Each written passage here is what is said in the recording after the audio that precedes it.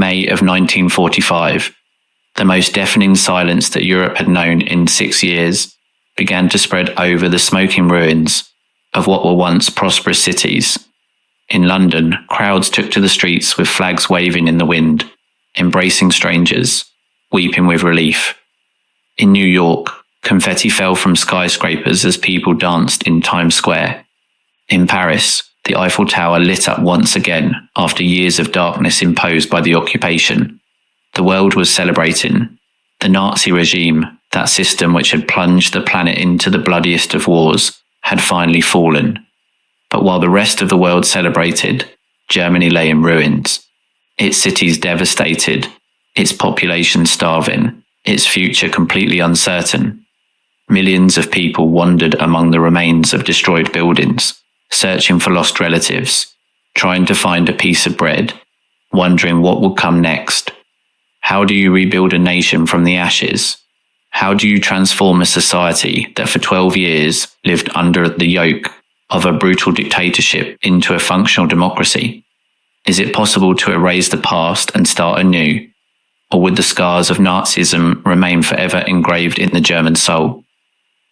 Before we begin, our goal is to reach 1 million subscribers. It seems like a lot, but with your help we can achieve it. Subscribe now, hit like, and be a part of this history. What you are about to discover is one of the most complex and fascinating chapters of modern history. The transformation of Germany after Hitler was not a simple or rapid process. It was a tortuous path, full of contradictions, failures, small triumphs, and great disappointments. An unprecedented experiment in human history, converting millions of people who had fervently supported one of the most criminal regimes of all time into democratic citizens committed to freedom and human rights. Was this transformation really possible? Or was it simply an illusion, a facade that hid the same mentalities, the same prejudices, the same people who had allowed Nazism to flourish? The answer, as we shall see, is much more complicated than we could ever imagine. To truly understand what the German post-war era meant, we must first go back a few months, to the final days of the Third Reich. In the spring of 1945, the Soviet army advanced relentlessly toward Berlin. The German forces, exhausted, poorly equipped, and completely outnumbered, were retreating on all fronts. In the east, the Red Army had liberated Poland and was now crossing the borders of German territory. In the west, American, British, and French troops were advancing following the successful Normandy landings of the previous year. Adolf Hitler, that individual who had promised a Reich that would last 1,000 years, was now locked in his bunker beneath the Reich Chancellery, refusing to accept the reality of defeat. His generals begged him to abandon Berlin, to flee south toward the Alps, where they might organize a final resistance. But Hitler refused.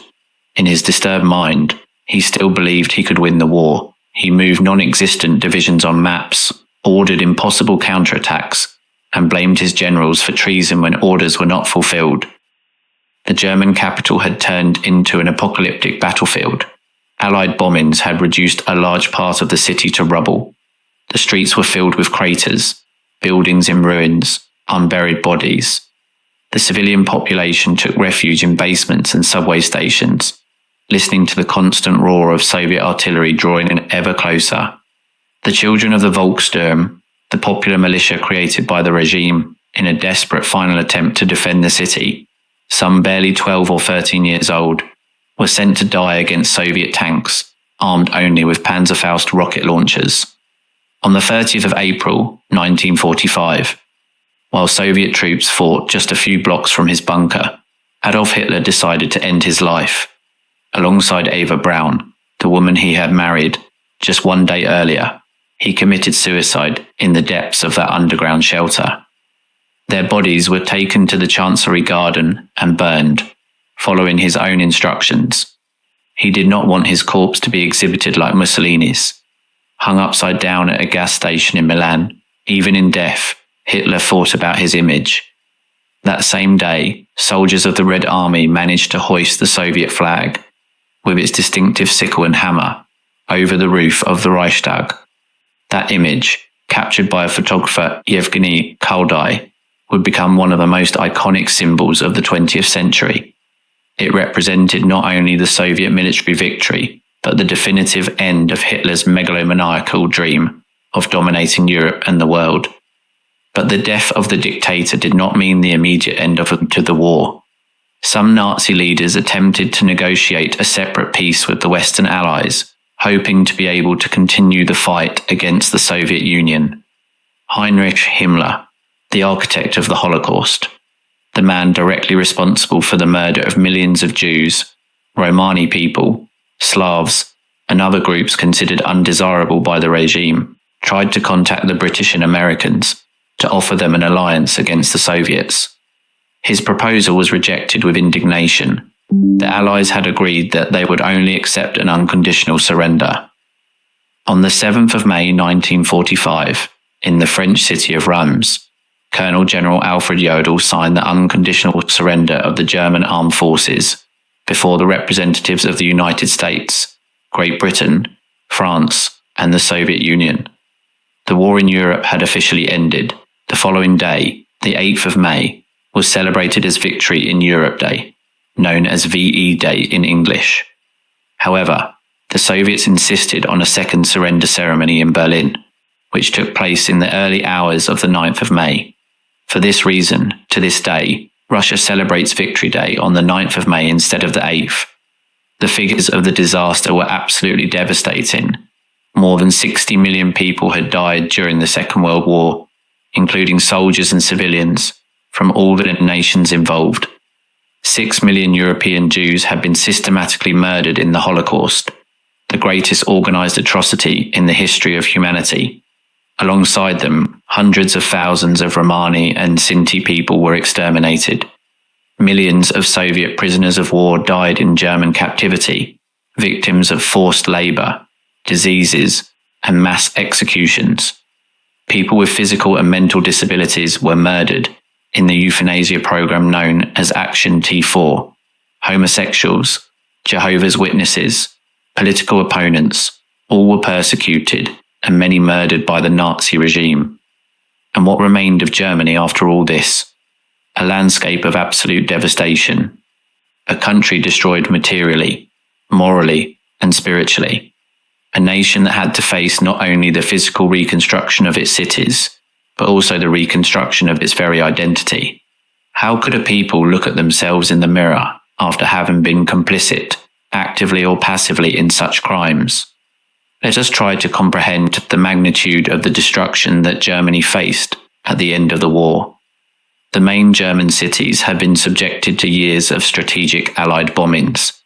Berlin, the capital of the Reich, had lost approximately 1/3 of its buildings.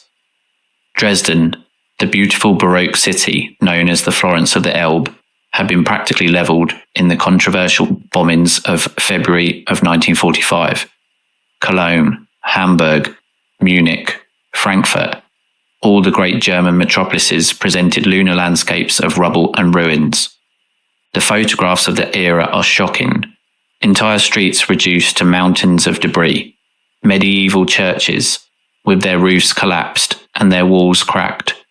Families living in basements or in the skeletons of buildings, with no roofs or windows. Children playing among the rubble, with no schools to attend, no parks where they could play. Women waiting in line for hours to obtain a miserable ration of bread or potatoes. The elderly dying of cold in merciless winters because there was no coal for heating. The infrastructure of the country had been almost completely destroyed. The majority of the bridges over the Rhine and other important rivers had been blown up, either by retreating Germans themselves or by Allied bombings. Railway lines were cut at countless points. Highways were filled with bomb craters and the charred remains of military vehicles. Millions of people lacked drinking water, gas, and electricity. The sewage system had collapsed in many cities, creating sanitary conditions that favoured the spread of diseases. The German economy had stopped functioning. The factories that had not been destroyed by the bombings lacked raw materials and workers. The Reichsmark, the German currency, had lost practically all its value. Inflation was rampant. A pack of American cigarettes was worth more than a worker's monthly salary. The black market flourished on every corner. Those who managed to get essential jobs were frequently paid in kind, some potatoes, a bit of coal, perhaps a little butter. And to this material crisis was added an unprecedented human crisis. Approximately 12 million ethnic Germans were expelled or fled from the eastern territories that Germany lost after the war: East Prussia, Silesia, Pomerania, the Sudetenland. They arrived in the western zones of Germany exhausted, sick, traumatized, with nothing more than the clothes they were wearing. Where were they going to live? What were they going to eat? How were they going to integrate into communities that could already barely feed their own population? To this must be added the millions of German soldiers returning from the war, many of them mutilated, all of them traumatized. They were returning to a country they did not recognize, to families that had been torn apart, to homes that had been destroyed. What future awaited them? Many of them would spend years in Allied prisoner camps before being able to return. Others would never return, buried in mass graves from Stalingrad to Normandy. German women, the so-called Trümmerfrauen, or women of the rubble, took on the titanic task of beginning to clean up the destroyed cities. With their bare hands, forming long human chains, they passed bricks and stones from one side to the other, trying to clear the streets of the piles of debris that blocked them. It was exhausting, endless work that lasted for years. It is estimated that in Berlin alone, there were more than 75 million cubic meters of rubble that had to be removed. But beyond the material destruction, there existed a moral destruction perhaps even more profound. Germans had to face the reality of what their country had done. For years, many had believed the Nazi propaganda, had supported the regime, had celebrated its victories. Now, suddenly, everything they had believed in was collapsing. The 1,000-year Reich had lasted barely 12. The leader who had promised them glory and greatness had ended up committing suicide in a bunker.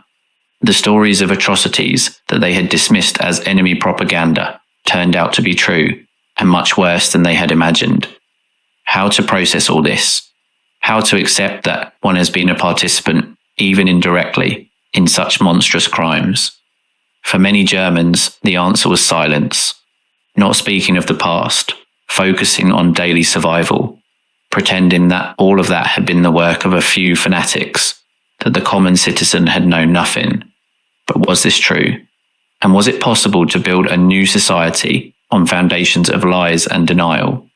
In this context of total devastation emerged a concept that would profoundly mark the German post-war narrative, the Stunde Null, the 0 hour. This term aimed to symbolize a radical new beginning, a starting point from which Germany could completely rebuild itself, leaving the Nazi past behind. The 0 hour suggested that the clock of history had been reset, that everything previous was erased, that Germans could start anew with a clean slate. It was an attractive idea, comforting even. It allowed Germans to think that they could disconnect themselves from the past, that they did not have to carry the guilt of Nazi crimes, because that was an era that had definitively ended. The 0 hour offered the possibility of a new identity, of being part of something new and different, without having to answer for what had occurred before. But did a 0 hour truly exist? Historians have debated extensively about this concept, and the majority agree that it was to a large extent a convenient myth. People do not change overnight. The mentalities, the prejudices, the ways of thinking that had allowed the rise of Nazism did not magically disappear on the 8th of May of 1945. As a leading researcher of this period points out, as far as society and political attitudes are concerned, there cannot have been a 0 hour. That people believed in the old regime until the 7th of May of 1945, and from the 8th of May believed in something different, would be a very strange idea. The term 0 hour was coined before the end of the war, with the hope that there would be a complete break with the Nazi regime. But within society in general, the concept became a code to be able to hide the past under a cloak of oblivion. It was a way to evade responsibilities, to avoid uncomfortable questions, to not examine one's own conduct during the years of Nazism. How many Germans had been true believers in Nazism? How many had been simply opportunists who joined the party to advance in their careers? How many had been silent witnesses to injustices and crimes without raising their voices? How many had been victims themselves, opponents of the regime who had suffered persecution? These questions were too difficult, too painful, too dangerous. It was easier to say that everything was over, that now everyone was looking forward, that it made no sense to poke around in the past. This attitude of collective amnesia would have profound consequences for post-war German society. It meant that many of the people who had occupied positions of power during Nazism, who had made decisions that cost lives, who had actively participated in the functioning of the regime, would be able to continue their careers with practically no consequences. Judges who had sent opponents to their deaths during the Third Reich would continue administering justice. Doctors who had participated in inhuman experiments would continue practicing medicine. Bureaucrats who had organized deportations would remain seated at their desks. But could a new democratic society truly emerge in this manner? Was it possible to build a system based on human rights and freedom upon foundations of silence and denial? The Allies, especially the Americans, were convinced that it was not. For them, the transformation of Germany required much more than a simple change of regime. It required a fundamental change in mentalities, in attitudes, in the entire political culture of the country. Here arises one of the most fascinating questions of this period. How do you teach democracy to a people who have lived under a dictatorship? How do you convince millions of people to abandon the ideas they have fervently believed in for years? Is this even possible, or must democracy arise organically from within a society?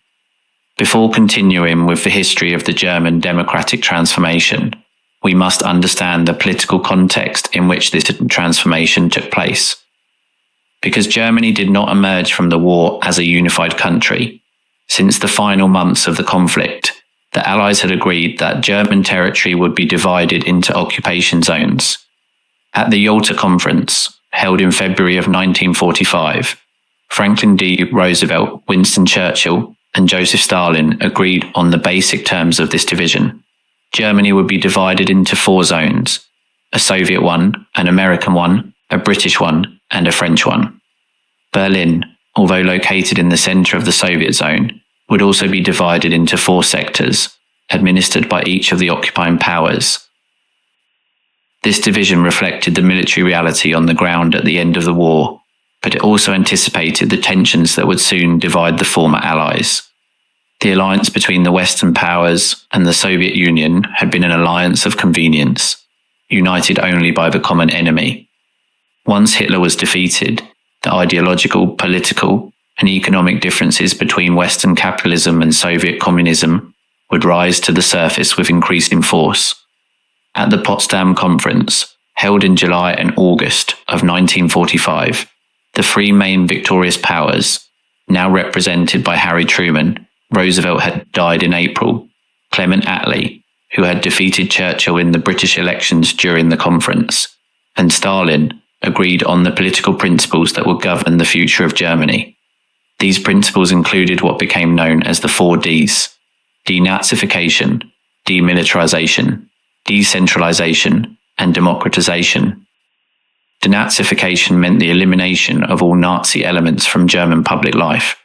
All symbols of the regime had to be destroyed. All Nazi organizations had to be dissolved. All Nazi officials had to be removed from their posts. War criminals had to be judged and punished.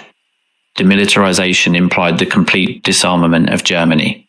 The German army, the Wehrmacht, had to be disbanded. The armament industry had to be dismantled. Germany was never again to represent a military threat to its neighbors.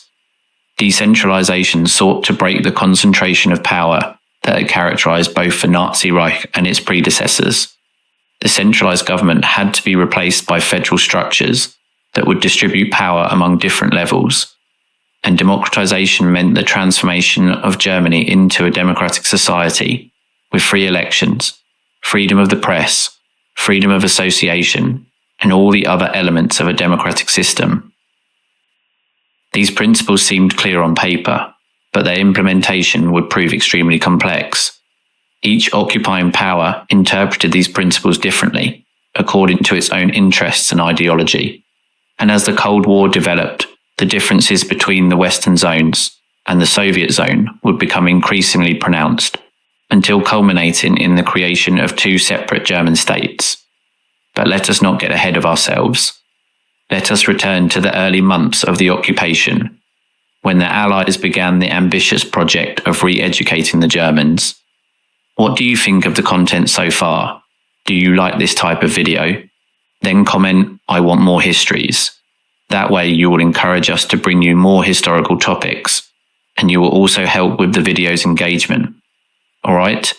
Don't forget to subscribe to the channel, ring the bell, and leave your like, so that YouTube keeps recommending our videos to you. The Allies, especially the Americans, were convinced that the military defeat of Germany was not enough. To prevent Nazism or any similar ideology from resurging in the future, it was necessary to fundamentally change the way the Germans fought. The concept they developed for this purpose was re-education, or in English, re-education. The basic premise was that Germans had been conditioned by years of Nazi propaganda to accept anti-democratic, racist, and militaristic ideas. This conditioning would not disappear automatically with military defeat. An active process of deprogramming was necessary, of exposure to new ideas, of confrontation with the reality of Nazi crimes. But how is something like this carried out in practice? How do you change the minds of millions of people? The Allies experimented with various strategies, some more successful than others. One of the earliest and most shocking strategies was direct confrontation with Nazi crimes. When Allied troops liberated the concentration camps, they meticulously documented the horrors they found. The photographs and footage of the piles of corpses, of the skeletal survivors, of the gas chambers, and the crematorium ovens were widely broadcast. The inhabitants of the cities near the camps were forced to visit them and see with their own eyes what had happened. In one of the best-known cases, the residents of Weimar were taken to tour the Buchenwald concentration camp, located just a few kilometers from the city. While walking among the barracks, seeing the bodies still unburied, many claimed that they had known nothing of what was happening there. But was this credible? Buchenwald had operated for years. Its prisoners had worked in local factories. The trains loaded with deportees had passed through the city's stations. How was it possible not to know? This forced confrontation with the reality of the Holocaust aimed to break the wall of denial and self-deception that many Germans had built. They could no longer continue saying that they did not know, that it was just rumors, that the camps were simply work camps. The evidence was in front of their eyes, undeniable, irrefutable. German cinemas were forced to screen documentaries about the concentration camps before any entertainment film. One of the best known was Die Todesmühlen, The Death Mills, a short film of approximately 20 minutes produced by the American authorities. The documentary showed images of the liberated camps, of the survivors, of the extermination methods utilized by the Nazis. It was impossible to look away, impossible to deny what was seen on the screen. The reactions of the German audiences to these documentaries were varied. Some left weeping, visibly affected. Others maintained impassive expressions, refusing to show emotion. Some left the theatre before the screening finished, and there were those who expressed disbelief, insisting that the images had to be forgeries of Allied propaganda. But beyond these direct confrontations with the past, the Allies implemented fundamental reforms in the educational system and in the mass media. Nazi textbooks were removed from schools and replaced with new materials. Teachers who had been active members of the Nazi Party were fired, at least initially. New curricula were introduced that emphasized democratic values, human rights, and critical thinking. In the realm of mass media, the Allies exercised strict control over what could be published and broadcast. Nazi newspapers were closed and replaced by new publications edited by Germans, but under Allied supervision. On the 6th of October of 1945, the first edition of the Süddeutsche Zeitung appeared, a newspaper that continues to be published today. Although it was sponsored by the American military government, it was produced by German journalists who had been carefully selected for their anti-Nazi record. Radio, which had been one of the main instruments of propaganda for the Nazi regime, was completely reorganized. New stations were created with programming designed to promote democratic values. The announcers who had served Nazi propaganda were replaced. Educational programs, political debates, and music that had been banned during Nazism were introduced. The objective of all these measures was to create a new public space, a sphere where democratic ideas could circulate freely, where Germans could learn to think for themselves, to question authority, to participate actively in political life. It was an ambitious project, perhaps too ambitious. Could what normally takes generations truly be achieved in just a few years? One of the most important elements of the Allied re-education program was the Nuremberg trials. These judicial processes, which took place in the city that had been the stage for the great Nazi rallies, represented the first systematic attempt to judge war crimes and crimes against humanity on an international scale. Why Nuremberg? The choice was no accident. This Bavarian city had been the symbolic heart of the Nazi movement. Here the massive party congresses had been held, with their parades, Hitler's speeches, the light shows designed by Albert Speer. Here the infamous Nuremberg laws of 1935 had been promulgated, which stripped German Jews of their citizenship and banned marriages between Jews and non-Jews. Holding the trials in this place held profound symbolic meaning. Justice was reaching into the very heart of Nazism. The Major War Criminals Trial, known as the Trial of the Major War Criminals, began on the 20th of November of 1945 and concluded on the 1st of October of 1946. In the defendant's dock sat 21 of the top Nazi leaders who had survived the war. Hitler was dead, as were Himmler and Goebbels, who had committed suicide. But there was Hermann Göring, the number 2 of the regime, founder of the Gestapo and commander of the Luftwaffe. There was Rudolf Hess, Hitler's deputy, who had mysteriously flown to Scotland in 1941. There was Wilhelm Keitel, head of the High Command of the German Armed Forces. The charges against these defendants included 4 main categories: conspiracy to commit crimes against peace, the planning and execution of wars of aggression, war crimes, and crimes against humanity. This last category was particularly innovative in international law. For the first time, it was recognized that there existed certain crimes so atrocious that they transcended national borders, that they offended humanity as a whole, and that they had to be punished regardless of whether they had been legal according to the laws of the country where they were committed.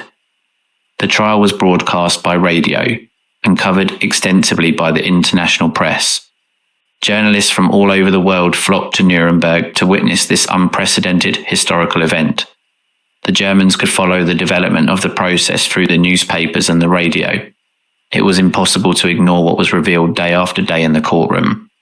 The evidence presented by the prosecution was overwhelming. Nazi documents captured by the Allies proved the systematic planning of the war of aggression. Orders signed by the defendants documented their participation in war crimes.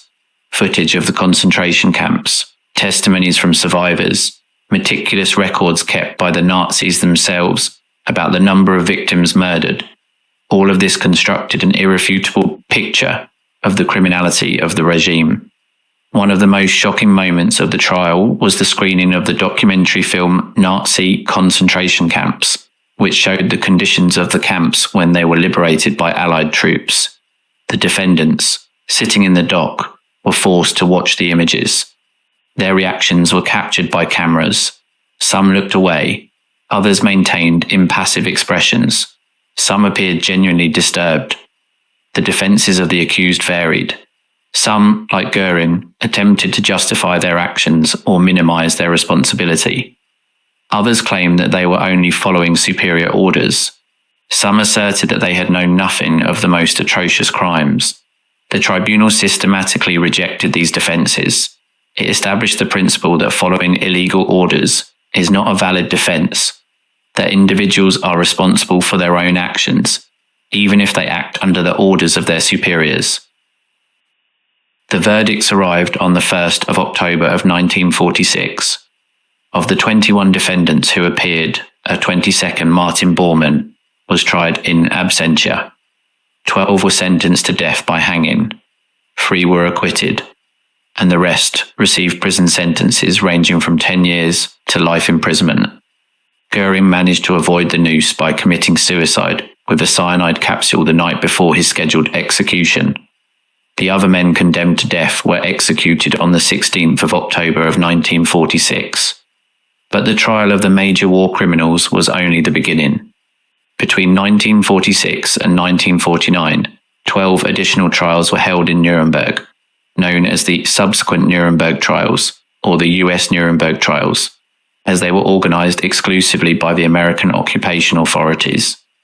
These trials focused on specific groups of defendants: doctors who had conducted inhuman experiments on prisoners, judges who had perverted the judicial system to serve the Nazi regime, industrialists who had utilized slave labor, commanders of the Einsatzgruppen, the death squads that had murdered more than 1 million Jews on the Eastern Front, and others. These subsequent trials were, in many ways, more revealing than the main trial. They showed how Nazism had contaminated all aspects of German society. It was not just a few fanatic leaders who committed crimes. It was doctors who had sworn to heal, judges who were supposed to impart justice, businessmen seeking profits, diplomats who represented their country, career military men, apparently normal, educated, respectable people who had participated in or facilitated some of the worst crimes in history. How did the Germans react to these trials? The answer is complex. Initially, as a scholar of the period notes, the Germans were not only understanding, but fully supported bringing war criminals to justice. The trial of the major war criminals in Nuremberg was widely supported. There seemed to exist a general consensus that the most prominent Nazi leaders deserved to be punished. But as the same scholar continues, there the problem began. When they were convicted, the majority of Germans thought, now we have the real culprits, and that is it. There was a tendency to concentrate all the guilt on a small group of leaders, thereby absolving the rest of society. If Hitler, Goering, Himmler, and their henchmen were the only ones responsible, then the common German citizen was exonerated. The subsequent trials complicated this convenient narrative. The subsequent trials, which focused much more than the trial of the major war criminals on the individual elites of society, are about lawyers, doctors, diplomats, businessmen, and many more. These subsequent trials are much more sensitive for many Germans because they immediately raise the question of how far the responsibility for Nazi crimes extends. If a respectable doctor, a distinguished judge, a successful businessman could be war criminals, then where was the line? How many people in German society had crossed that line? Was the teacher who had taught Nazi ideology to his students guilty? The official who had processed the deportations? The neighbor who had denounced a Jewish family? The voter who had supported Hitler at the ballot box? These uncomfortable questions generated resistance. Many Germans began to view the trials as victor's justice, an exercise in hypocrisy where the Allies punished Germany while ignoring their own crimes. What about the Allied bombings that had destroyed German cities and killed hundreds of thousands of civilians? What about the atrocities committed by the Red Army during its advance toward Berlin? Why were these crimes not judged?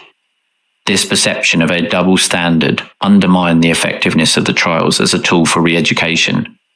Instead of promoting a profound reflection on German responsibility, for some it fed a feeling of victimhood and resentment, but for others, the trials did fulfill their purpose. They revealed the truth about what had happened.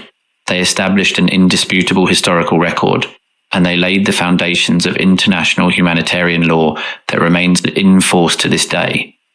Parallel to the Nuremberg trials, the occupying powers implemented denazification programs designed to remove Nazis from positions of influence in German society. But how is this achieved in a country where the Nazi Party had counted on approximately 8.5 million members? The magnitude of the challenge was enormous. Nazism had not simply been a marginal political party that had taken power through a coup d'etat. It had been a mass movement that had penetrated all aspects of German society. To advance in many careers, it had been almost obligatory to join the party. Doctors, lawyers, teachers, civil servants, businessmen, all had felt the pressure to join. Some had done it out of ideological conviction, others out of opportunism, others simply to survive. How to distinguish between a fanatic Nazi who deserved to be punished and an opportunist who had simply tried to navigate an oppressive system? Was it fair to punish everyone equally? Was it possible to punish millions of people without completely paralyzing the functioning of society? Each occupying power approached this question differently. The Americans implemented the most bureaucratic and systematic system in their occupation zone.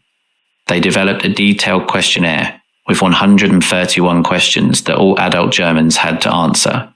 This Fragebogen, as it was known in German, asked about party affiliations, participation in Nazi organizations, activities during the regime, and much more.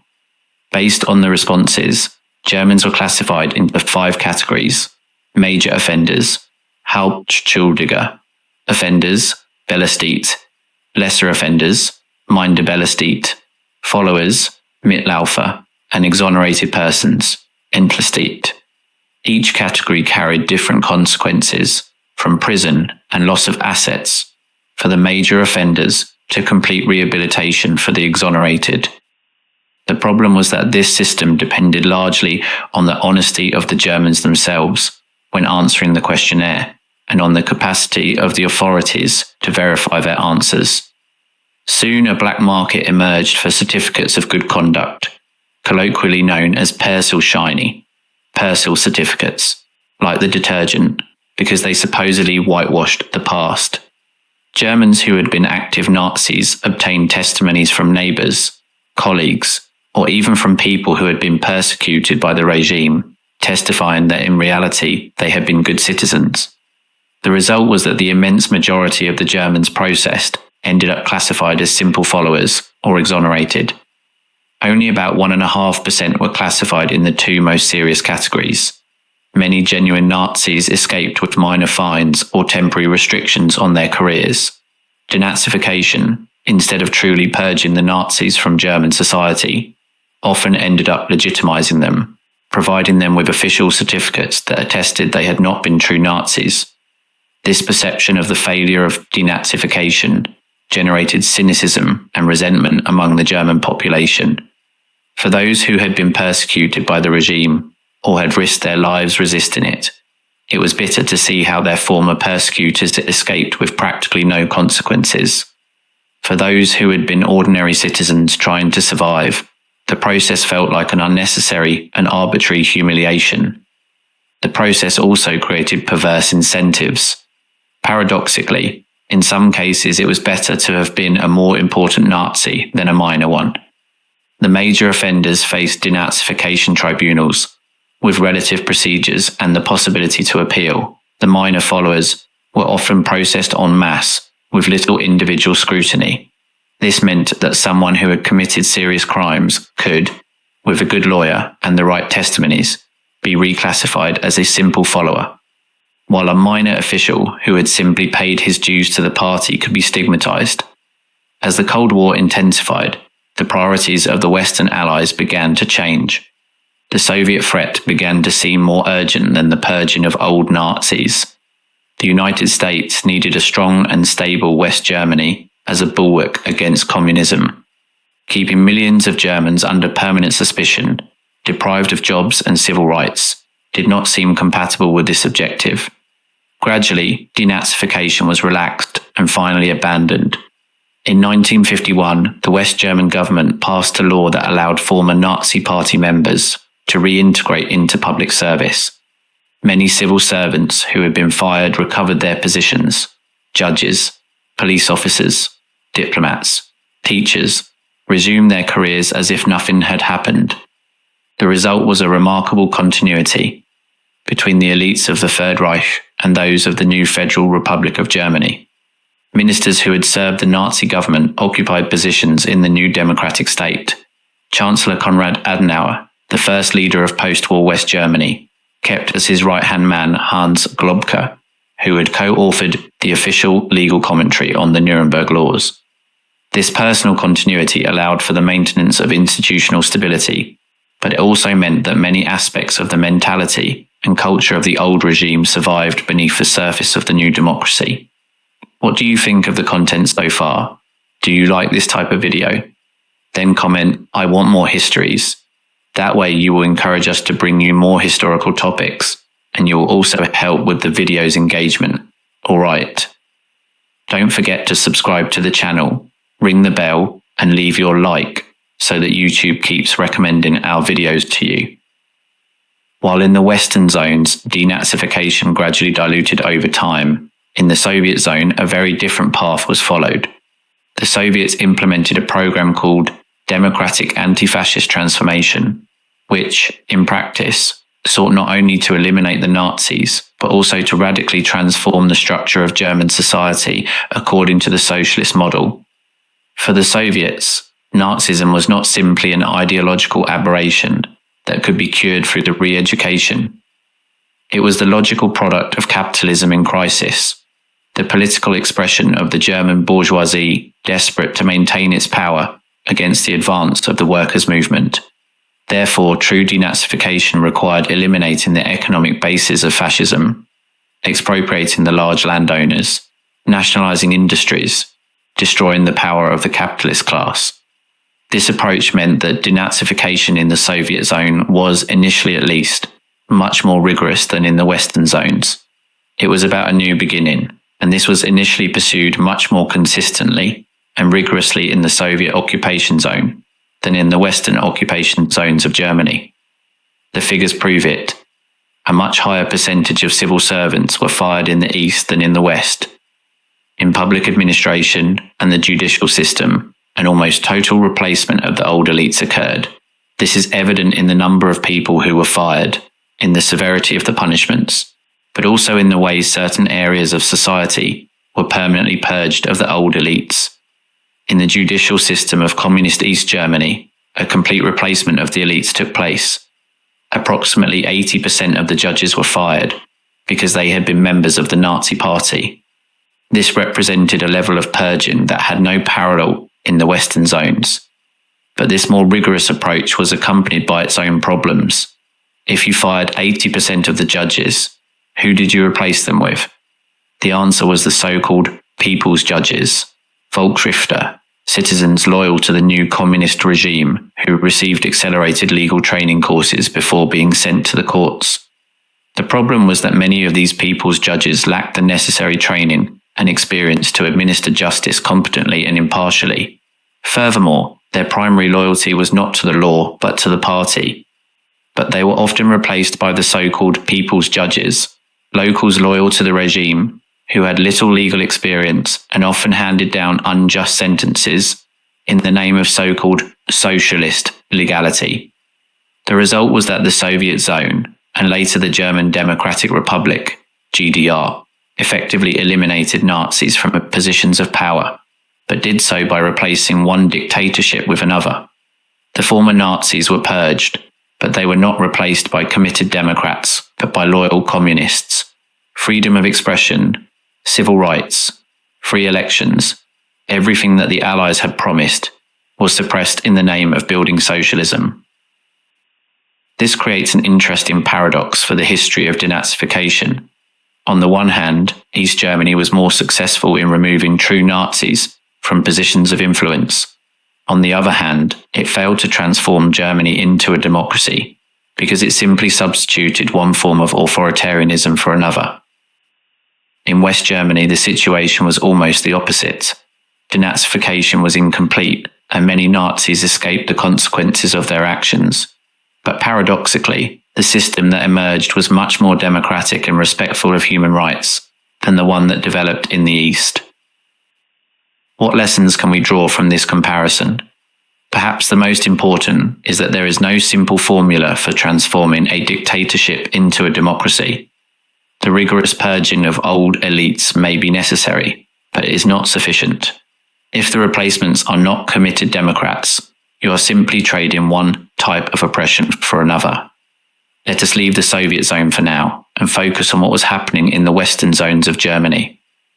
Despite all the contradictions and failures of denazification, something remarkable was beginning to emerge, a genuine democratic culture. This process was slow, gradual, and often contradictory. There was no magic moment when Germans woke up transformed into democrats. It was a learning process that took years, decades even, but the foundations were being laid in those early post-war years. One of the most important decisions of the Allies was to allow the formation of German political parties. Very soon after the end of the war, the main parties that would dominate German politics for decades began to organize. The Christian Democratic Union, CDU, with its sister party in Bavaria, the Christian Social Union, CSU, attracted conservative Catholics and Protestants who sought a democratic alternative to the nationalism of the past. The Social Democratic Party of Germany, SPD, heir to the moderate socialist tradition, rose from the ashes, many of its leaders returning from exile or from the concentration camps, where they had been interned for opposing Nazism. These parties represented a genuine ideological spectrum, with different visions on how the economy and society should be organized, but they shared a fundamental commitment to parliamentary democracy, the rule of law, and human rights. This basic democratic consensus, which transcended partisan divisions, would be fundamental to the success of German democracy. At the local level, the Allies began to permit elections very soon after the war. These first local elections were important not only for their results, but because they gave Germans the opportunity to practice democracy. After 12 years without free elections, voting had become something unknown to an entire generation. The parties had to learn to campaign, to debate ideas, to accept defeats. Citizens had to learn to evaluate candidates, to make political decisions, to participate in civic life. Elections for the constituent assemblies of the new federal states, Länder, followed in 1946 and 1947. These assemblies drafted state constitutions that incorporated democratic principles, separation of powers, fundamental rights, federalism. They were practical exercises in constitutional construction that would pave the way for the Basic Law of 1949. Parallelly, the Allies encouraged the development of an independent civil society. The formation of trade unions, professional associations, religious organizations, and cultural groups was permitted. All these intermediary institutions, which had been destroyed or co-opted by the Nazi regime, began to reconstitute themselves. Their importance for democracy cannot be underestimated. They provide spaces where citizens can organize, express their interests, and participate in public life beyond the simple act of voting. Freedom of the press, although initially under Allied supervision, was gradually restored. New newspapers and magazines emerged offering diverse perspectives on the issues of the day. Journalists learned to investigate, to criticize, to report without fear of reprisals. This free press would be crucial for keeping the citizenry informed and for exercising control over public powers. The judicial system was also the subject of fundamental reforms. The judges who had served the Nazi regime were gradually replaced, although this process was slower and less complete than many would have desired. New courts were created based on democratic principles, with procedural guarantees that the previous regime had systematically trampled. But perhaps the most important thing was the development of a culture of public debate. For the first time in over a decade, Germans could openly discuss politics, express divergent opinions, criticize authorities. This freedom, so natural for those who had grown up in democracies, was something completely new for a generation that had matured under Nazism. Learning to use it responsibly was a process that required time and practice. While politicians debated the future of Germany and the Allies implemented their re-education programs, the The physical reconstruction of the country advanced thanks to the titanic effort of millions of ordinary citizens. And in this task, women played an absolutely crucial role. With millions of men dead in the war, prisoners in Allied camps, or too weakened to work, German women took on the responsibility of cleaning the destroyed cities. They were known as the Trümmerfrauen, the women of the rubble. Forming long human chains, they passed bricks and stones from hand to hand, removing the piles of debris that blocked the streets and buried the foundations of the buildings. In Berlin, women learned masonry to make up for the lack of manpower. Recycling became a way of life. Bricks were cleaned and reused. Military helmets were turned into kitchen colanders, grenade launchers into saucepans, tires into shoe soles. Every material that could be saved was utilized, because there were no resources to waste anything. This creativity in the midst of extreme scarcity revealed us something important about the post-war German spirit. Despite the devastation, despite the suffering, despite the uncertainty about the future, there was an iron determination to move forward. Berliners learned to coexist with the ruins, adapting their lives to the new circumstances, and the best proof of their optimism was the increase in the birth rate during those difficult years.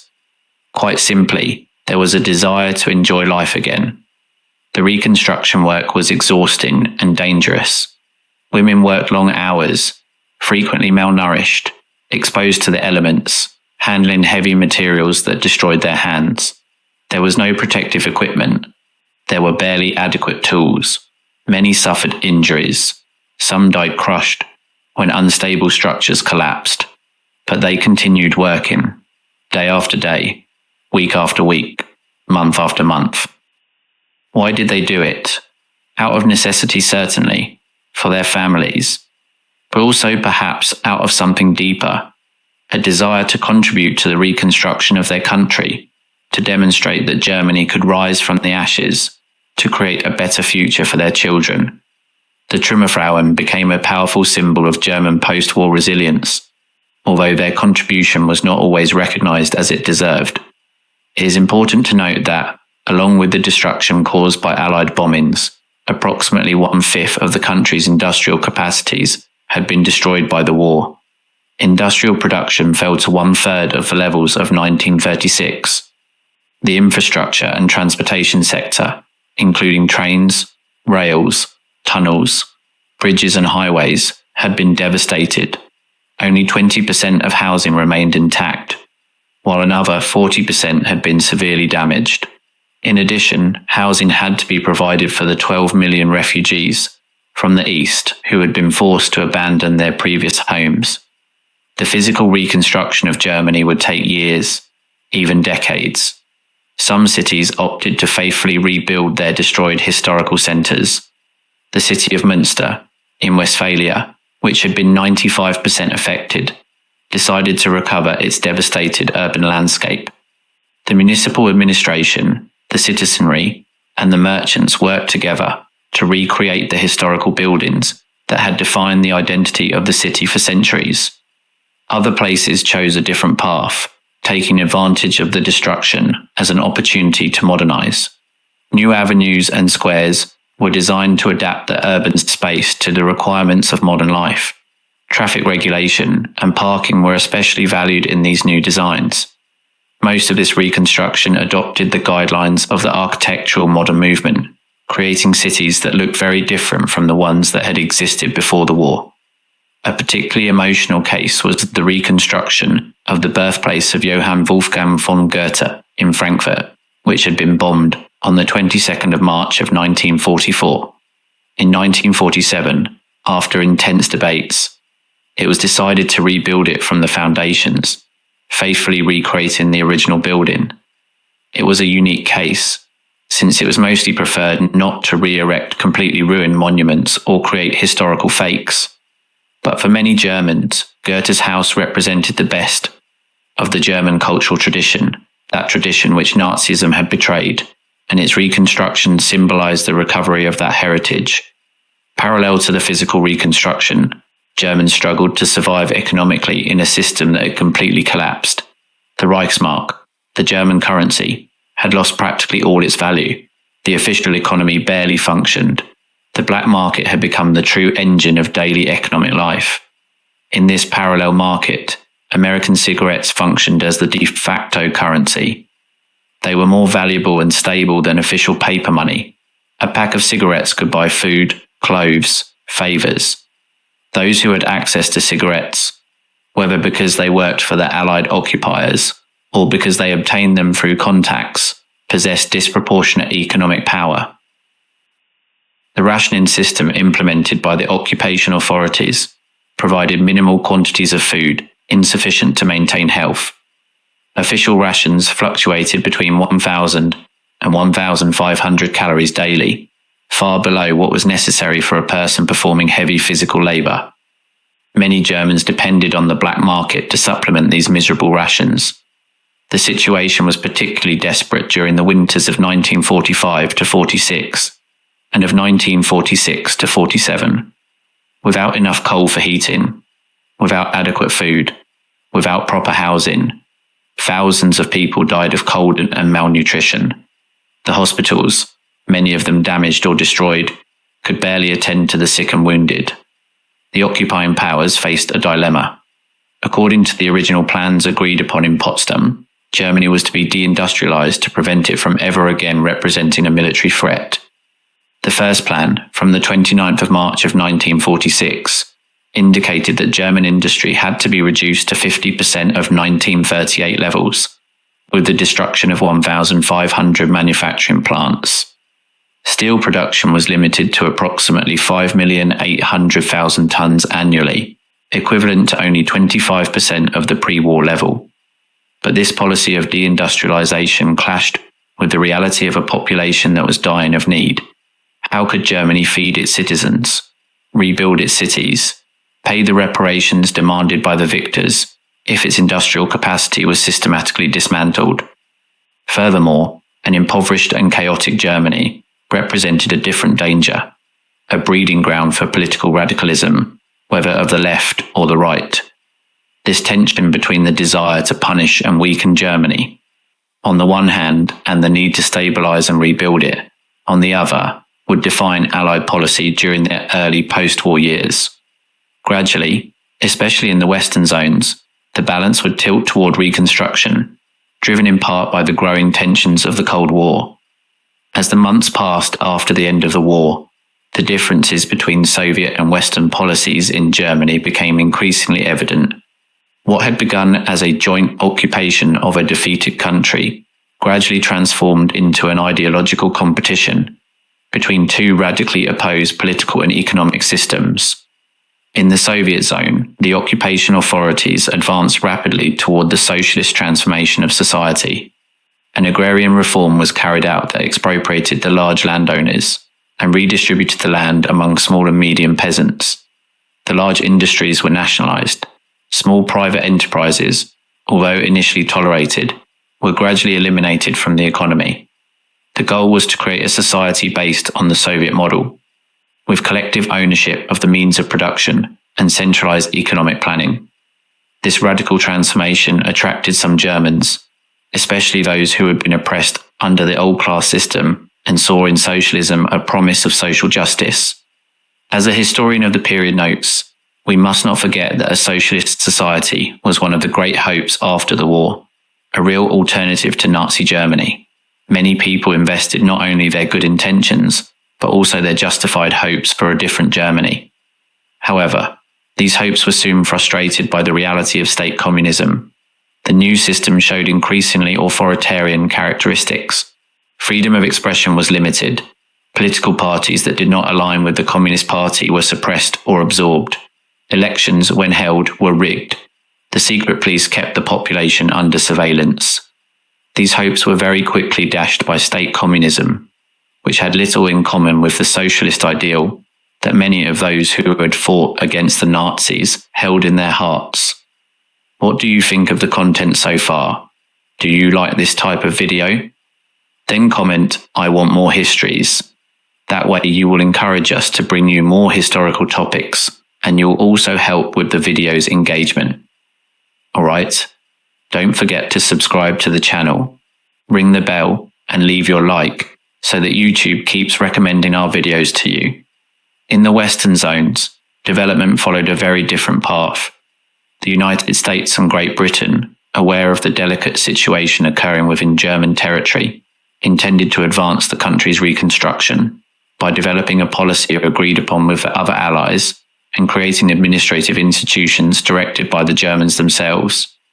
However, France and the Soviet Union preferred to maintain the fragmentation of the German territory and the subordination of all its activities to supranational institutions, which would keep Germany as a weak and harmless state. Faced with the impossibility of reaching agreements with the Soviets, the Americans and British decided to join forces. In June of 1946, they announced the decision to strengthen collaboration between their zones, with the objective of accelerating the reconstruction process.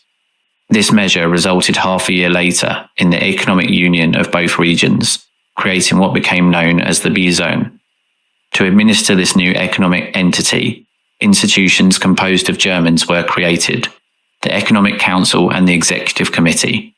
The Economic Council, composed of 52 members elected by the parliaments of each German state, one member for every 750,000 inhabitants, would be primarily responsible for establishing the basic guidelines for reconstruction, although always depending on the approval and supervision of the Allied military governments.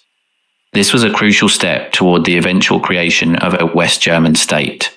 For the first time since the end of the war, Germans were actively participating in making decisions about their own economic future. It was a practical exercise in self-government, a school of democracy in action. The French zone would eventually join the B-Zone, creating the Tri-Zone. And with each step toward the integration of the Western zones, the division of Germany became deeper and more irreversible. The 20th of June of 1948 marked a fundamental turning point in the history of post-war Germany. On that day, in the Western zones of occupation, the old Reichsmark was replaced by a new currency, the Deutsche Mark, the German mark. It was one of the most dramatic and successful economic reforms of the 20th century. The currency reform was necessary due to the catastrophic state of the German economy. The Reichsmark had lost practically all its value. Inflation was rampant. No one wanted to accept the official currency because its purchasing power evaporated from one day to the next. Producers preferred to withhold their goods rather than sell them for a worthless currency, which aggravated shortages and fed the black market. The introduction of the new mark was accompanied by drastic measures. Each citizen initially received 40 new marks. Later they would receive another 20. Existing savings in Reichsmarks were converted to the new currency at very unfavorable rates. For every 100 Reichsmarks, citizens received only 6.5 marks. This meant that those who had saved for years lost most of their wealth overnight. Finally, in October of 1948, it was decided to eliminate 70% of the balances in blocked accounts to prevent excessive growth of the new currency and thereby foster price inflation. Parallel to this, the cancellation of the resulting balances belonging to financial entities, public bodies, and state enterprises was decided, as well as the respective cancellation of the debts that they had contracted prior to the 9th of May of 1945. This reform was painful for many, especially for those who had managed to save something during the war years, but it was necessary to break the vicious cycle of inflation and restore confidence in the economy. And its effects were almost immediate and spectacular. Overnight, the shop windows, which had been empty for years, filled with products. Producers and merchants, who had been hoarding goods, waiting for a stable currency, were finally willing to sell. Germans, who for years had only been able to acquire the bare basics through rationing, suddenly found themselves with an abundance of available merchandise. The currency reform was accompanied by a radical economic liberalization, driven by Ludwig Erhard, who directed the economic administration of the B-Zone and would become the architect of the so-called German economic miracle. Against the advice of many experts and the wishes of the Allied occupiers themselves, Erhard eliminated the majority of price controls and the rationing system almost immediately. Only a transitional rationing system would be maintained for basic foodstuffs and textiles. as well as for essential raw materials for agro-industrial production. The price control system would also be repealed except for some foodstuffs, essential raw materials, rents, and transport fares. It was the duty of the Economic Council to promote competition and prevent the formation of monopolies or oligopolies. Parallel to the dismantling of the system of rationing and price controls, a gradual liberalisation of salaries in private activity proceeded. It was a risky bet. Many feared that the elimination of controls would lead to uncontrolled inflation and an aggravation of popular misery. The first months after the reform were difficult. Prices rose rapidly during the second half of 1948, and unemployment increased, especially in 1949. There were protests, strikes, demands to return to price controls. But Erhard stayed the course, and gradually his bet began to bear fruit. Prices stabilized. Unemployment began to fall. Production increased month after month. The West German economy was taking off. The currency reform in the Western zones provoked one of the first major crises of the Cold War. The Soviets, who had not been consulted about the reform and who did not recognize the new currency, decided to respond with drastic measures.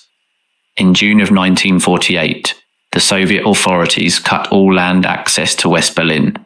Roads, railways, waterways, everything was blocked. The city, situated in the heart of the Soviet zone, but divided into sectors, controlled by the four powers, was completely isolated from the western zones of Germany. The Soviets wanted to isolate the city to force the withdrawal of their Western rivals. If the Western Allies could not feed the population of their sectors of Berlin, the Soviets reasoned, they would have to abandon the city. And with that, the Western presence in the heart of East Germany would disappear. It was a bold move, but also a dangerous one. West Berliners, more than 2 million people, depended entirely on external supply for their survival. Without the provisions that arrived from the Western zones, they would be left without food, without coal, without the basic supplies necessary to live. How would the Western Allies respond? One option was to try to break the blockade by land, sending military convoys through the blocked roads, but this risked an armed confrontation with Soviet forces, with the potential to unleash a Third World War barely 3 years after the end of the Second. The chosen solution was ingenious and unprecedented: an airlift. If the Soviets blocked the land routes, the Allies would supply Berlin by air. Post-war agreements guaranteed air corridors over the Soviet zone, and the Soviets would have to shoot down Allied planes if they wanted to block this route too, an act of open war that they were probably not willing to commit. What followed was one of the most impressive logistical operations in history. For almost a year, from June of 1948 until May of 1949, hundreds of American and British planes maintained a constant flow of supplies to West Berlin. At the height of the operation, a plane was landing or taking off from Berlin's airports every minute. Everything was transported: food, coal, medicine, raw materials, even parts to rebuild a power plant. In total, the airlift transported more than 2 million tons of supplies in almost 300,000 flights.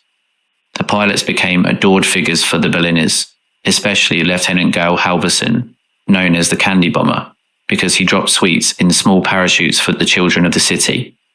The Berlin blockade was the first great confrontation of the Cold War, although fortunately it remained a non-violent confrontation. The Soviets finally lifted the blockade in May of 1949, tacitly acknowledging their failure. They had not managed to expel the Westerners from Berlin, and the airlift had demonstrated the Allied determination to defend the city. But the blockade had more profound consequences. It accelerated the division of Germany into two separate states. It solidified the alliance between the Western powers, and it transformed the perception that many West Germans had of their occupiers, the Americans and British, who barely 3 years ago had bombed their cities, were now risking their lives to feed the population of Berlin. This transformation from enemies into protectors would be fundamental for the development of West German democracy. The year 1949 marked the formalization of the division of Germany into two separate states. What had begun as a temporary occupation now crystallized into permanent political structures that would last 4 decades. On the western side, the process of creating a new West German state advanced throughout 1948 and 1949. The minister-presidents of the federal states, Länder, of the western zones met to discuss the formation of a constituent assembly. This assembly, known as the Parliamentary Council, met in the city of Bonn starting in September of 1948. The Parliamentary Council had the task of drafting a constitution for the new West German state. The delegates were aware of the enormous responsibility resting on their shoulders.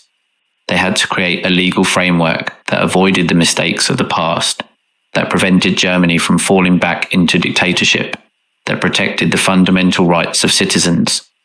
The document they produced, known as the Basic Law, Grundgesetz, reflected the lessons learned from the failure of the Weimar Republic and the rise of Nazism.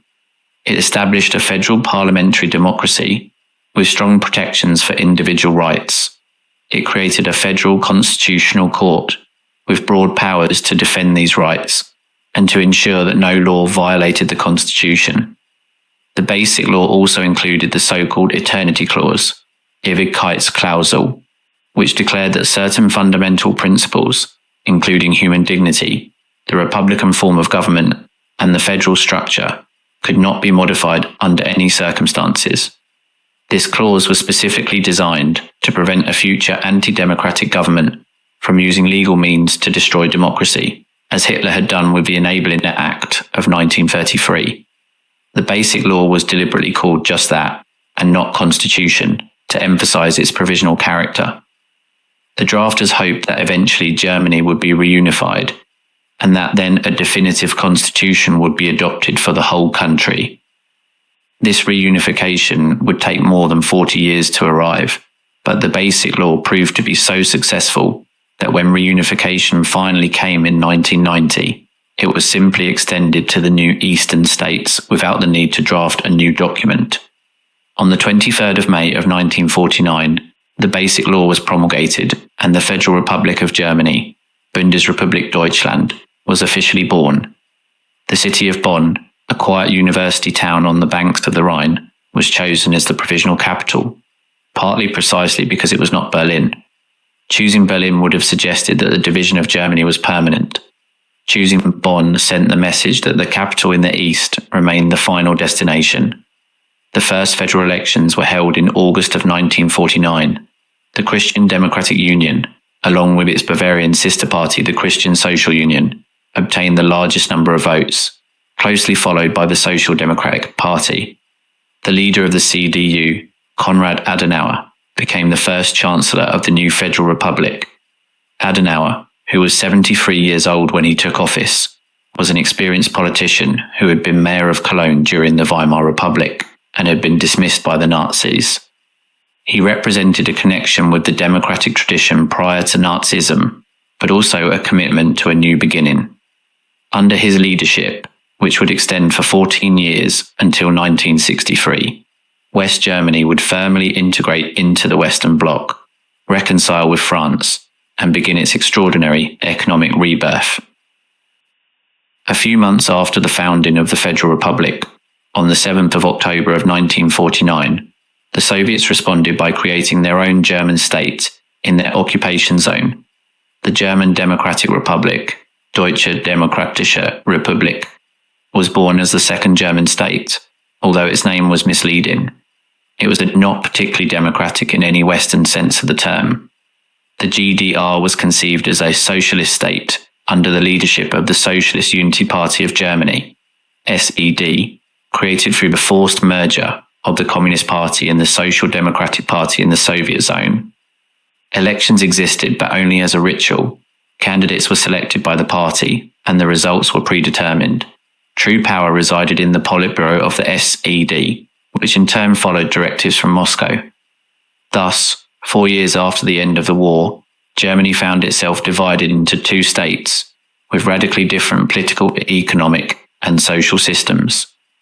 This division, which at that time many hoped would be temporary, would become one of the defining characteristics of the Cold War and would last until 1989.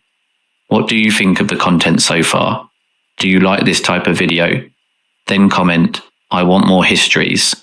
That way you will encourage us to bring you more historical topics, and you will also help with the video's engagement. Alright? Don't forget to subscribe to the channel, ring the bell, and leave your like so that YouTube keeps recommending our videos to you. The economic transformation of West Germany would not have been possible without the massive American aid channeled through the Marshall Plan. This program, officially known as the European Recovery Program, was announced by American Secretary of State George Marshall in June of 1947 and was implemented starting in 1948. The Marshall Plan represented a radical change in American policy toward Europe. Instead of punishing the defeated countries and weakening them economically, as had been done after the First World War with disastrous results, the United States now invested massively in the reconstruction of Europe, including its former enemies. The motivations were multiple. On the one hand, there was a genuine humanitarian desire to alleviate the suffering of the European populations devastated by the war. On the other hand, there were economic considerations. A prosperous Europe would be an important market for American products. And finally, there were strategic reasons. A strong and stable Western Europe would be the best bulwark against the expansion of Soviet communism.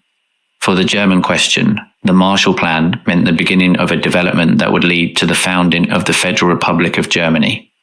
For economic reasons, it was clear from the outset that the Marshall Plan could only successfully lead to a consolidation of Western Europe if it managed to revive what remained of the German economic potential. That is, above all, the coal and steel region along the Rhine and the Ruhr Basin. West Germany received approximately $1.4 billion in aid from the Marshall Plan between 1948 and 1952. This sum, although significant, was less than that received by other countries such as Great Britain or France. But its impact was disproportionate because it arrived at a critical moment, just after the currency reform, when the German economy was ready to take off but lacked the necessary capital to finance investment. Economic stabilization allowed for the growth of savings, which would then be turned into investments that during the period 1949 to 1953 represented around 25% of the gross domestic product.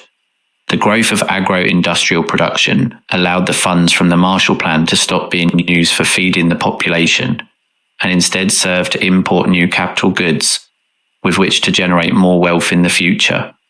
It is important to note that the Soviet Union refused to participate in the Marshall Plan and forbade the countries in its sphere of influence, including the eastern zone of Germany, from accepting American aid. The Soviets saw the Marshall Plan as an instrument of American imperialism, designed to create economic dependence and extend Washington's influence over Europe.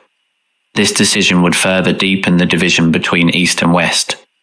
In East Germany, the economic situation followed a very different path. Instead of receiving aid, the GDR had to pay reparations to the Soviet Union. The industry in the zone was systematically dismantled by the Soviets. Railway lines, trains, entire factories were disassembled and transported towards the east. This economic plundering, understandable from the perspective of a country that had suffered massive devastation at the hands of the Germans, significantly delayed the recovery of East Germany. Starting in 1949, West Germany experienced extraordinary economic growth that would completely transform the country in just a decade.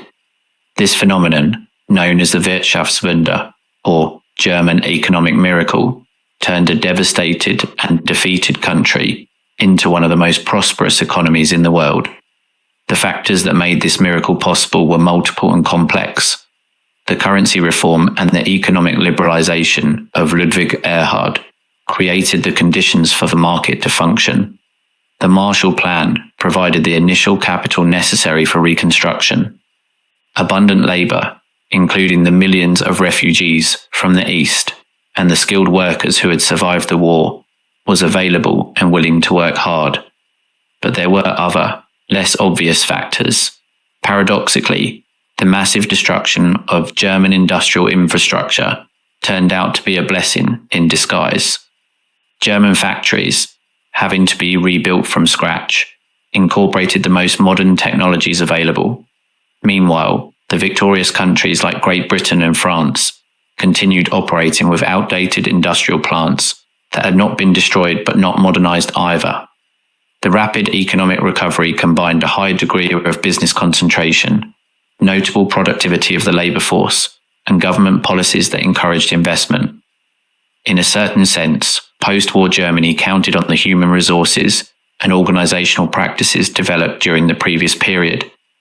Many of the managers and planners who occupied important positions in companies and government posts had begun their careers before 1945, and they introduced the planning practices they had learned. The state also played a prominent role, especially through credit programs designed to revive sectors considered key. Parallelly, a generous welfare state was re-established. A policy of consensus was carried out between employers, unions, and the state, where workers would have participation in the profits of the companies in exchange for reducing labor conflict. The state invested tens of billions of marks in infrastructure, in universal education and health. The central concept of West German economic policy was the social market economy, Soziale Marktwirtschaft. This philosophy sought a balance between market freedom and social justice. On the one hand, it defended private property, free competition, and the limitation of state intervention in the economy. On the other hand, it recognized the responsibility of the state to ensure a minimum of welfare for all citizens, to protect the most vulnerable, and to regulate the excesses of capitalism. The results were spectacular. The gross domestic product of West Germany doubled between 1950 and 1960. Unemployment, which had been a serious problem in the early post-war years, practically disappeared. By the end of the 50s, German companies were hiring personnel abroad, importing workers from Italy, Spain, Turkey, and other countries to satisfy the demand for labor. The standard of living of West Germans improved dramatically. Families who barely a decade earlier had lived among rubble could now afford cars, household appliances, vacations. The symbol of this new welfare was the Volkswagen Beetle, the people's car, whose design dated back to the Nazi era, but which now became the vehicle of the German middle class and one of the best-selling cars in the world. While the West German economy experienced its miracle, the confrontation with the Nazi past advanced in a much slower and contradictory manner. As we have seen, denazification had been incomplete, and many former Nazis had managed to reintegrate into society with relative ease. In the early years of the Federal Republic, there was a widespread desire to leave the past behind and focus on the present and the future. Germans were busy rebuilding their lives, their cities, their economy. The uncomfortable questions about what they had done or failed to do during Nazism were avoided. The Holocaust was rarely spoken of in families, in schools, in the mass media. This attitude of selective amnesia was facilitated by the climate of the Cold War. With the Soviet Union as the new enemy, the Nazi past seemed less urgent. The Western allies, who needed West Germany as a partner in the fight against communism, were willing to overlook the backgrounds of many Germans, if they were now loyal anti-communists. Some ex-Nazis even found employment in Western intelligence agencies, valued for their knowledge of the Eastern Bloc. Chancellor Adenauer adopted a pragmatic policy toward the past. On the one hand, he affirmed German responsibility for Nazi crimes and negotiated reparation agreements with Israel and with Jewish organizations. On the other hand, he facilitated the reintegration of former Nazi officials into the state and resisted efforts to investigate too deeply into the past of government officials. An emblematic example of this contradiction was Hans Globke, who became the head of the Federal Chancellery and Adenauer's closest confidant. Globke had been an official of the Interior Ministry during Nazism and had been a co-author of the official legal commentary on the Nuremberg laws. Although he argued that he had acted to moderate the effects of the racist laws, His past was unquestionably problematic. His presence at the heart of the government of the new German democracy was a constant reminder of the continuity between the old and the new regime. But gradually things began to change. A new generation of Germans, born after the war or too young to remember it, began to ask uncomfortable questions of their parents and grandparents. What had they done during Nazism? Had they known what was happening? Had they participated, even passively, in the crimes of the regime? Specific events contributed to breaking the silence. In 1958, a wave of anti-Semitic vandalism, including the desecration of synagogues, shook West Germany and provoked a national debate about whether Nazism had truly been overcome. In 1960, the Israeli Mossad agent Adolf Eichmann, one of the main organizers of the Holocaust, who had escaped to Argentina, was captured and taken to Israel to be judged. His trial, widely covered by the media, confronted the world and especially the Germans with the details of the genocide. In 1963, the so-called Auschwitz trial began in Frankfurt, where 22 former members of the extermination camp staff were tried by German courts. Unlike the Nuremberg trials, which had been conducted by the Allies, this was the German process, with German prosecutors and judges.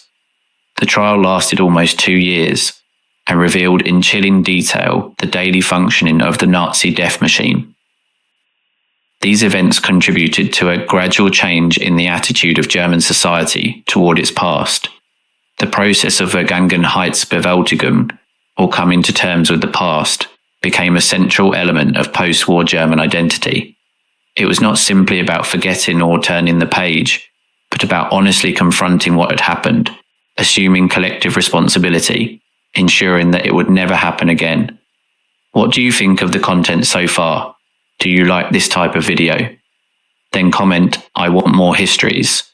That way you will encourage us to bring you more historical topics, and you will also help with the video's engagement. Alright? Don't forget to subscribe to the channel, ring the bell, and leave your like so that YouTube keeps recommending our videos to you.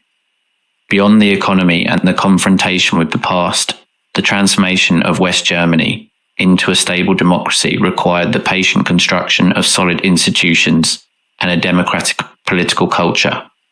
The Basic Law of 1949 had established the legal framework, but paper and parchment alone do not create a democracy. It was necessary for the institutions to function in practice, for citizens to actively participate in political life, for democratic habits and attitudes to be developed. The German federal system, with its distribution of powers between the central government and the states, was fundamental for this process. The states, Länder, had broad competencies in areas like education, police, and local administration. This created multiple centers of power, avoiding the concentration that had facilitated the rise of Nazism.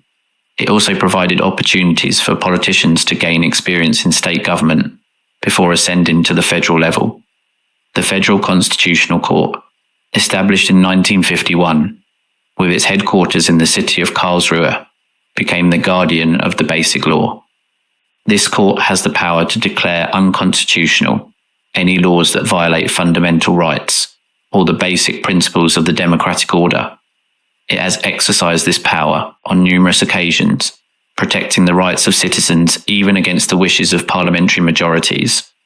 One of the most important decisions of the Constitutional Gerichtshof was to ban, in 1952, a neo-Nazi party called the Socialist Reich Party, and in 1956, the Communist Party of Germany. These bans reflected the concept of militant democracy, wehrhafte Demokratie, incorporated in the Basic Law. The idea that a democracy has the right and the duty to defend itself against those who seek to destroy it, using democratic mechanisms. The German political party system also developed in a way that favoured democratic stability. Unlike the Weimar Republic, with its extreme fragmentation of the political landscape, the Federal Republic saw the consolidation of a few main parties. The 5% rule, which excludes from parliament parties that do not surpass that threshold of votes, helped to prevent the proliferation of small extremist parties. The two large parties, the CDU/CSU and the SPD, although they differed on many specific policies, shared a fundamental commitment to parliamentary democracy, the market economy, with more or less state intervention, and Western integration. This convergence on basic principles, what some have called the Bonn Consensus, provided stability even when power changed hands between the parties. The trade union movement also played an important role in the consolidation of German democracy. Unlike other countries where unions were divided along ideological lines, West German unions organized themselves in a unitary manner in the German Trade Union Confederation, DGB. This powerful but responsible organization participated in the system of co-determination, Mitbestimmung, where workers had representation on the supervisory boards of large companies. This model of capitalism with a human face helped to integrate the working class into the democratic system and to prevent radicalization. Independent mass media were another pillar of German democracy. The public broadcasting system, organized in a decentralized manner with regional broadcasting corporations federated in the ARD, guaranteed plural information protected from government manipulation. The written press, although private, operated under a legal framework that protected freedom of expression while prohibiting Nazi propaganda. Newspapers like Der Spiegel, founded in 1947, specialized in investigative journalism, exposing abuses of power and keeping a watchful eye on those who governed. A crucial component of the German democratic transformation was the reform of the educational system. The Allies had correctly identified education as a fundamental battleground. After all, the Nazi educational system had been instrumental in indoctrinating an entire generation of young Germans in the racial and militaristic ideology of the regime. Nazi textbooks were removed immediately after the war and destroyed. But with what to replace them? In the early years, there was a critical shortage of appropriate educational materials. Some teachers resorted to books from the Weimar era or even earlier. Others improvised with the available materials. Gradually, new curricula were developed that emphasized democratic values, critical thinking, and the understanding of recent history. The teaching of the history of Nazism and the Holocaust became mandatory, although the way this subject was approached varied considerably over time and between different states. Teachers were also subject to scrutiny. Those who had been active members of the Nazi Party or who had actively promoted Nazi ideology in their classes were, at least initially, fired. But just as in other sectors, the purge was incomplete, and many teachers with problematic pasts managed to continue their careers. Beyond specific content, educational reformers sought to transform the culture of German schools. The traditional model, authoritarian and based on blind obedience, had to be replaced by a more participatory approach that fostered independent thinking and critical questioning. This was not easy in a society where respect for authority was deeply ingrained. Universities were also reformed. During Nazism, German universities had been purged of Jewish professors and political dissidents and had served as centers for ideological indoctrination. The restoration of academic freedom, the reinstatement of exiled academics, although many never returned, and the internationalization of university life were gradual but fundamental processes. Academic and cultural exchange with other countries, especially with the United States, played an important role. Thousands of young Germans traveled abroad with scholarships to study at American and European universities. They returned with new ideas, new perspectives, experience of living in democratic societies. At the same time, foreign professors and intellectuals visited Germany, bringing external influences that helped break the intellectual isolation of the Nazi era. At the end of the decade of 1960, a new generation of Germans, those born after the war, reached adulthood and began to radically question their parents and the society they had built. The German student movement of 1968 was part of a global wave of youth protests that shook Western Europe, the United States, and other parts of the world. But in Germany, this movement had specific characteristics linked to the country's particular history. The young Germans of this generation had grown up in silence. Their parents rarely spoke of what they had done during Nazism, of what they had seen, of what they had supported or tolerated. This silence became increasingly unbearable for a generation that demanded answers. How was it possible that their parents, apparently respectable people, had allowed such monstrous atrocities to occur? Had they been accomplices? Why hadn't they resisted? These questions were not merely historical. Young people saw disturbing continuities between the Nazi past and the present of the Federal Republic. Former Nazis occupied positions of power in the government, the judiciary, the economy, the universities. Chancellor Kurt-Georg Kiesinger, who governed from 1966 to 1969, had been a member of the Nazi Party. The authoritarian methods of the police, restrictions on freedom of expression, West German support for dictatorial regimes in other countries, all this was denounced by young people as proof that the Nazi past had not been truly overcome. The movement reached its peak in 1968, with massive demonstrations, university occupations, clashes with the police. But unlike other countries, where the movements of 68 quickly faded, in Germany their effects were profound and lasting. In the long term, the generation of 68 transformed German society. Many of its participants eventually integrated into the institutions, bringing their values and perspectives with them. Some joined the Social Democratic Party, contributing to its renewal. Others founded new social movements: feminism, environmentalism, pacifism. The Green Party, founded in 1980, was to a large extent a product of this generation. But perhaps the most important legacy of 68 was the definitive rupture of the silence regarding the Nazi past. The questions the youth had asked their parents could no longer be ignored.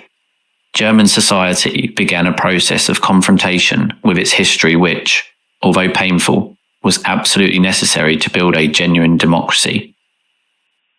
Ostpolitik, building bridges to the East.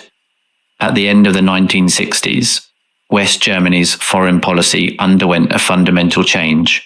For 20 years, the Bonn government had maintained the so-called Hallstein Doctrine, according to which the Federal Republic was the sole legitimate representative of all of Germany and would break diplomatic relations with any country except the Soviet Union that recognized the German Democratic Republic. This policy of confrontation had been championed by Konrad Adenauer and his CDU successors. But in 1969, for the first time in the history of the Federal Republic, the Social Democratic Party won the elections and formed a government in coalition with the FDP Liberals. The new chancellor was Willy Brandt, a politician with an extraordinary biography. Brandt had been an active opponent of Nazism since his youth. When Hitler came to power, he fled first to Norway and then to Sweden, where he spent the war years in exile.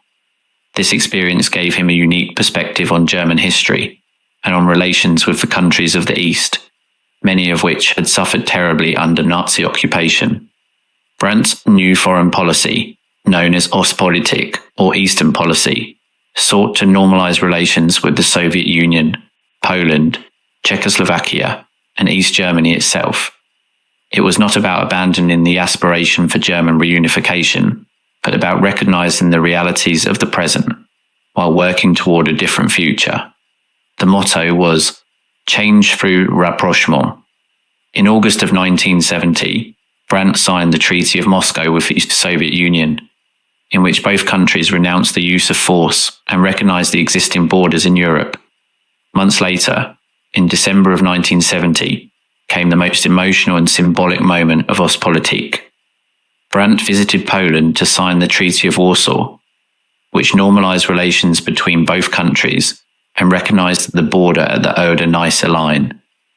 Before the signing ceremony, the German Chancellor visited the monument to the victims of the Warsaw Ghetto, where Polish Jews had been massacred by the Nazis in 1943. What happened next remained etched forever in the collective memory.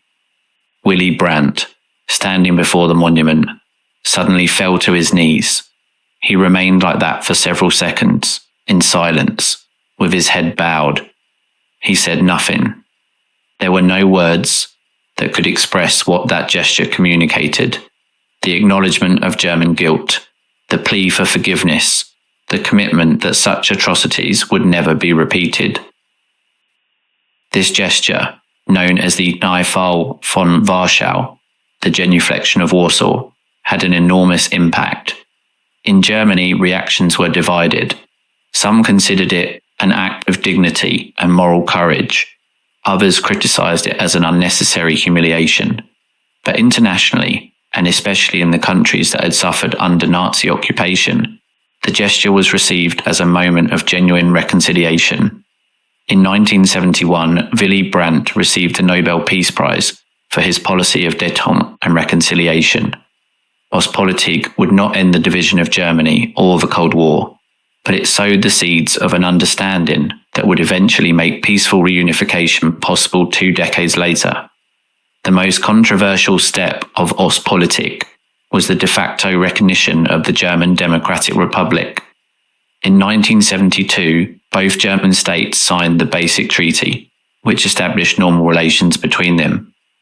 It was not a full recognition under international law, because the Federal Republic still considered that there was a single German nation, but it did imply accepting that 2 German states with separate governments existed. This treaty was fiercely criticized by the conservative opposition, who considered it a betrayal of the East Germans and an abandonment of the aspiration for reunification. But Brandt argued that only through dialogue and contact could the division eventually be overcome, and the facts seemed to prove him right.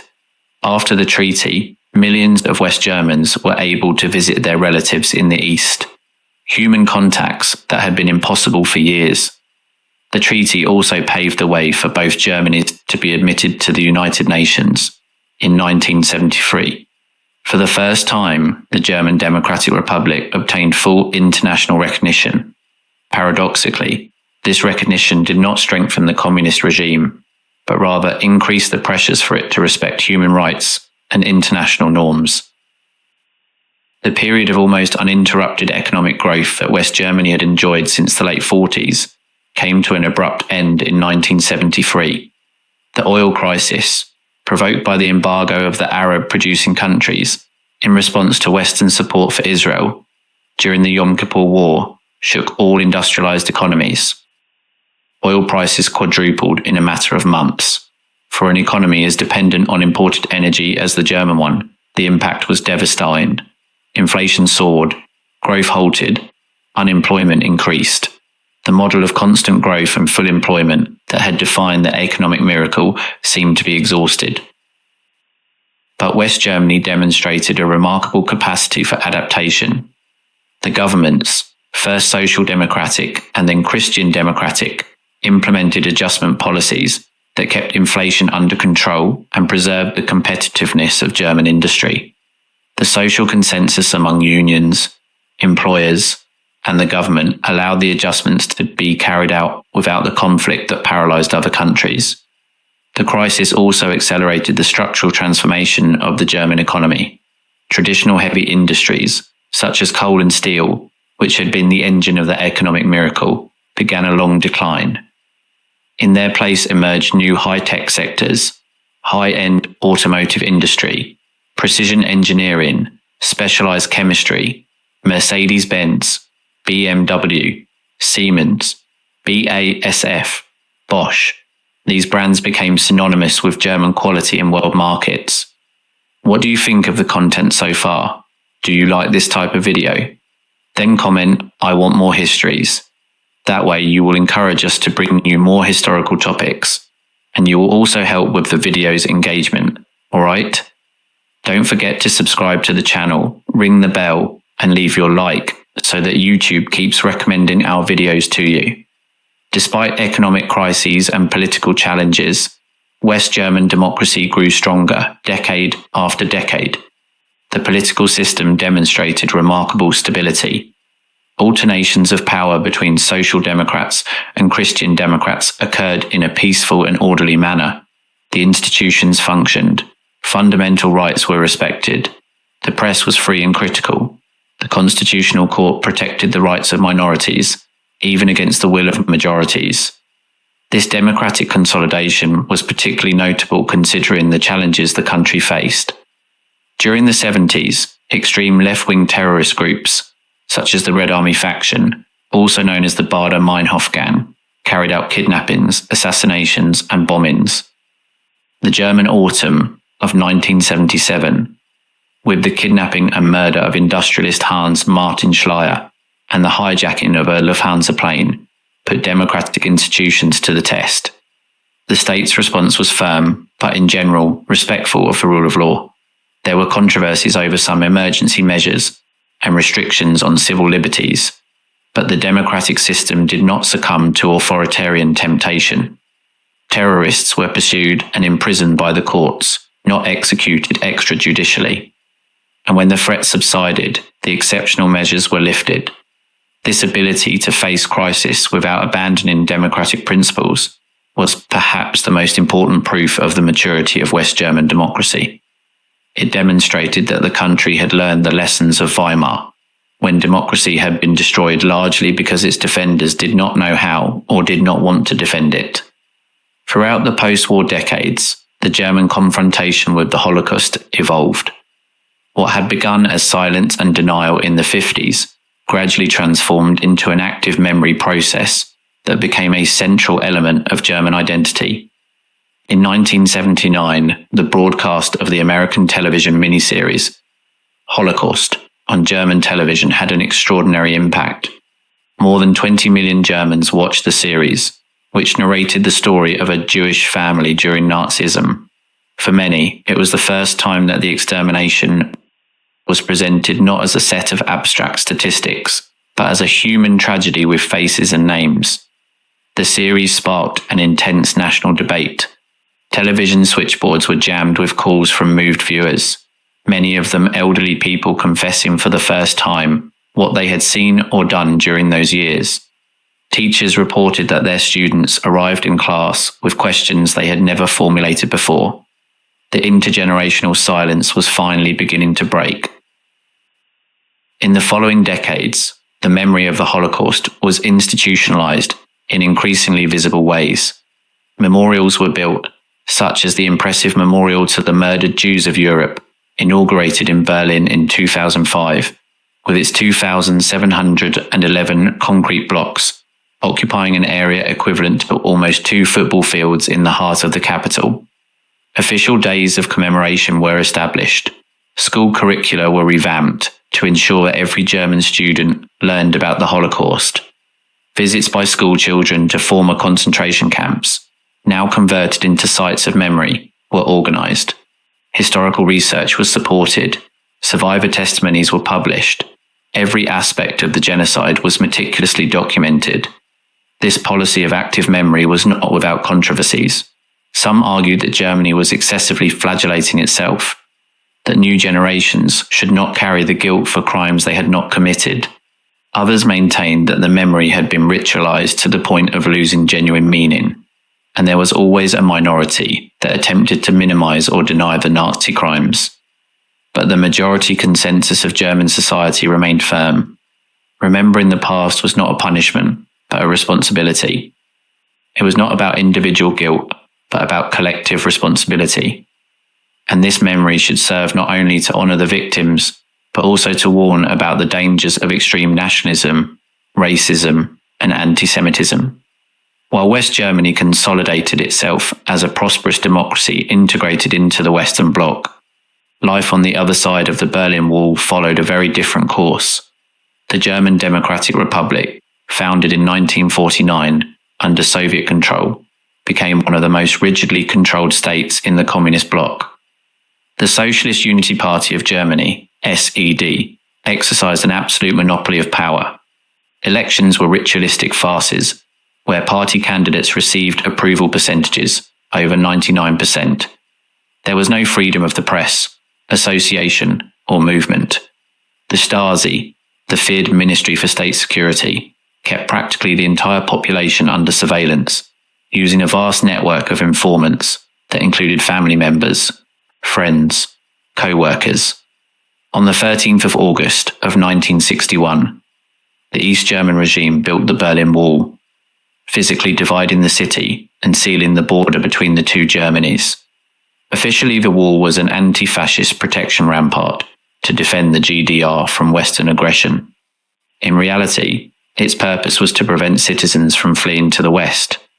Before the construction of the wall, approximately 3 million East Germans had escaped to the Federal Republic, a demographic hemorrhage that threatened the viability of the communist state. The wall stopped this exodus, but turned the GDR into a giant prison. Those who attempted to escape risked death. At least 140 people were murdered trying to cross the border during the 28 years the wall stood. Despite these brutal restrictions, daily life in East Germany was not uniformly miserable. The system offered a certain economic security, guaranteed employment, subsidized housing, free medical care, universal education. For those who did not challenge the regime, it was possible to lead a relatively normal life, although grey and limited compared to the possibilities available on the other side of the wall. Economically, the GDR was for decades considered the most successful country in the communist bloc. By the early 1970s, East Germany was the 10th largest industrial power in the world due to its productivity, coming to be considered the most successful country in the entire communist bloc. However, this relative prosperity hid profound structural problems: obsolete technology, lack of investment, environmental degradation, dependence on Soviet subsidies. The decade of 1980 brought changes that would eventually transform Europe. In 1985, Mikhail Gorbachev came to power in the Soviet Union and initiated a program of reforms known as perestroika, restructuring, and glasnost, openness. These reforms, although designed to revitalize the Soviet system, would end up causing its collapse. The effects of Gorbachev's reforms were felt throughout the Eastern Bloc. In Poland, the Independent Union Solidarity, which had been suppressed in 1981, resurged with force. In Hungary, the government began to liberalize the economy and politics. Even in Czechoslovakia, where the regime remained rigid, dissenting voices were emerging. But the East German leadership, headed by the aging Erich Honecker, refused to follow the path of reforms. Honecker famously declared that the Berlin Wall would remain standing for another 50 or 100 years if the circumstances that had made it necessary did not change.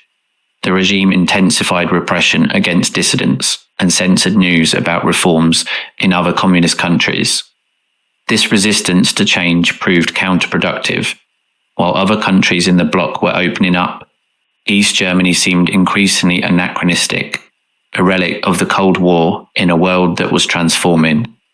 The citizens of the GDR, who could watch Western television and knew what was happening in neighbouring countries, grew increasingly impatient with their own government.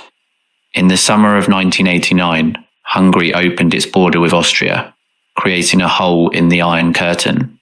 Thousands of East Germans took advantage of this opportunity to flee to the west through Hungary. Others sought refuge in the West German embassies in Prague and Warsaw. The massive exodus triggered a crisis. Every week, tens of thousands of people abandoned the GDR, many of them skilled young people whose loss the country could not afford. At the same time, those who remained began to protest openly. In Leipzig, every Monday night, growing crowds gathered at the St. Nicholas Church and marched through the streets chanting, "Wir sind das Volk," we are the people. The Monday demonstrations spread to other cities. The regime, trapped between violent repression and capitulation, hesitated. Gorbachev had made it clear that the Soviet Union would not intervene to support local communist governments, as it had done in the past. The leaders of East Germany were on their own. In October of 1989, Erich Honecker was forced to resign, replaced by Egon Krenz, a younger politician but equally committed to the system. The change in leadership did not calm the protests. The demonstrations kept growing. The demands for reforms became more radical. The regime was losing control of the situation. What do you think of the content so far? Do you like this type of video? Then comment, "I want more histories." That way, you will encourage us to bring you more historical topics, and you will also help with the video's engagement. Alright? Don't forget to subscribe to the channel, ring the bell, and leave your like so that YouTube keeps recommending our videos to you. The 9th of November of 1989 is a date that will remain forever engraved in history. On that day, the Berlin Wall, the most powerful symbol of the Cold War and the division of Europe, fell. The event happened almost accidentally. The East German government had prepared new regulations that would allow citizens to apply for travel permits abroad. The intention was to relieve popular pressure without completely opening the borders. But when government spokesman Günter Schabowski announced these new rules at a press conference, he was not fully informed about the details. When a journalist asked him when the new regulations would go into effect, Schabowski, confused, checked his notes and replied, "Immediately, without delay." This answer, which did not correspond to the government's intentions, was broadcast by Western media. Within hours, thousands of East Berliners gathered at the border checkpoints demanding to pass. The border guards, lacking clear instructions and facing growing crowds, finally gave way. Shortly before midnight, the checkpoints were opened. Thousands of people crossed into West Berlin, where they were greeted with delirious celebrations. Strangers embraced, toasted with champagne, wept with joy. Some began to strike the wall with pickaxes and hammers, tearing off fragments as souvenirs. The images of that night went around the world. Young people dancing on the wall, families reuniting after decades of separation, Berliners from both sides mingling in the streets of a city that had been divided for 28 years. It was one of those historical moments that those who lived it would never forget. The fall of the wall did not immediately mean the reunification of Germany. Many, both in the East and in the West, and especially abroad, doubted whether reunification was desirable or even possible. British Prime Minister Margaret Thatcher and French President François Mitterrand expressed reservations about a unified Germany, fearful that such a large and powerful country in the centre of Europe could destabilise the continent. But the impulse toward unity was irresistible. The demonstrations in East Germany changed their slogan from "We are the people" to "We are one people." Wir sind ein Volk. In the free elections of March of 1990, the first in the history of the GDR, the parties favouring rapid reunification achieved a landslide victory. The reunification process advanced at breakneck speed. West German Chancellor Helmut Kohl saw the historical opportunity and acted decisively. He negotiated with the Western Allies, with the Soviet Union, and with the new democratic government of East Germany to make unification possible. A crucial step was monetary union. On the 1st of July of 1990, the West German mark became the currency of all Germany. Citizens of the East were able to exchange their savings in Eastern marks for Western marks at a favourable rate, although economists warned that this would have problematic consequences for the Eastern economy. International negotiations culminated in the 2+4 agreement, signed on the 12th of September of 1990. The two Germanys and the four powers that had occupied the country after the war, the United States, the Soviet Union, Great Britain, and France, agreed on the terms of unification. A unified Germany would remain in NATO, but alliance troops would not be stationed on the territory of the former GDR until Soviet troops completed their withdrawal. Finally, on the 3rd of October of 1990, the German Democratic Republic officially ceased to exist, and its 5 federal states were incorporated into the Federal Republic of Germany. This day is now the German national holiday, the Day of German Unity. Reunification was not simply a merger of two equal states. In practice, the GDR was absorbed by the Federal Republic. The Basic Law of 1949, originally designed as a provisional document, was extended to the Eastern Territory. The political, economic, and legal institutions of West Germany became the institutions of all Germany. This made sense. After 40 years of separate development, the Federal Republic possessed solid and proven democratic institutions. whereas the institutions of the GDR were discredited by their association with the communist regime. But it also meant that East Germans had to adapt to a completely new system, learn new rules, compete in a market economy for which many were unprepared. The euphoria of the fall of the wall soon gave way to the difficulties of reality. German reunification turned out to be a much longer, costlier, and more traumatic process than many had anticipated. The collapse of the East German economy was devastating. State enterprises, protected for decades from international competition, proved to be inefficient and obsolete. When exposed to market forces, the majority simply could not compete. The agency tasked with privatizing the state enterprises of the GDR, the Treuhandanstalt, closed thousands of factories and fired millions of workers. The merger of two opposing economies led to stagnation and a significant increase in unemployment. The former FRG had to make multi-billion contributions. It is estimated to be more than €1.3 trillion in the first 2 decades to integrate its poorer neighbours, and a titanic effort to absorb emigrants and production. Unemployment in the East reached dramatic levels. Entire communities that had depended on a single factory suddenly found themselves without sustenance. Young people emigrated en masse to the West in search of opportunities, leaving behind aging populations and cities that were emptying out.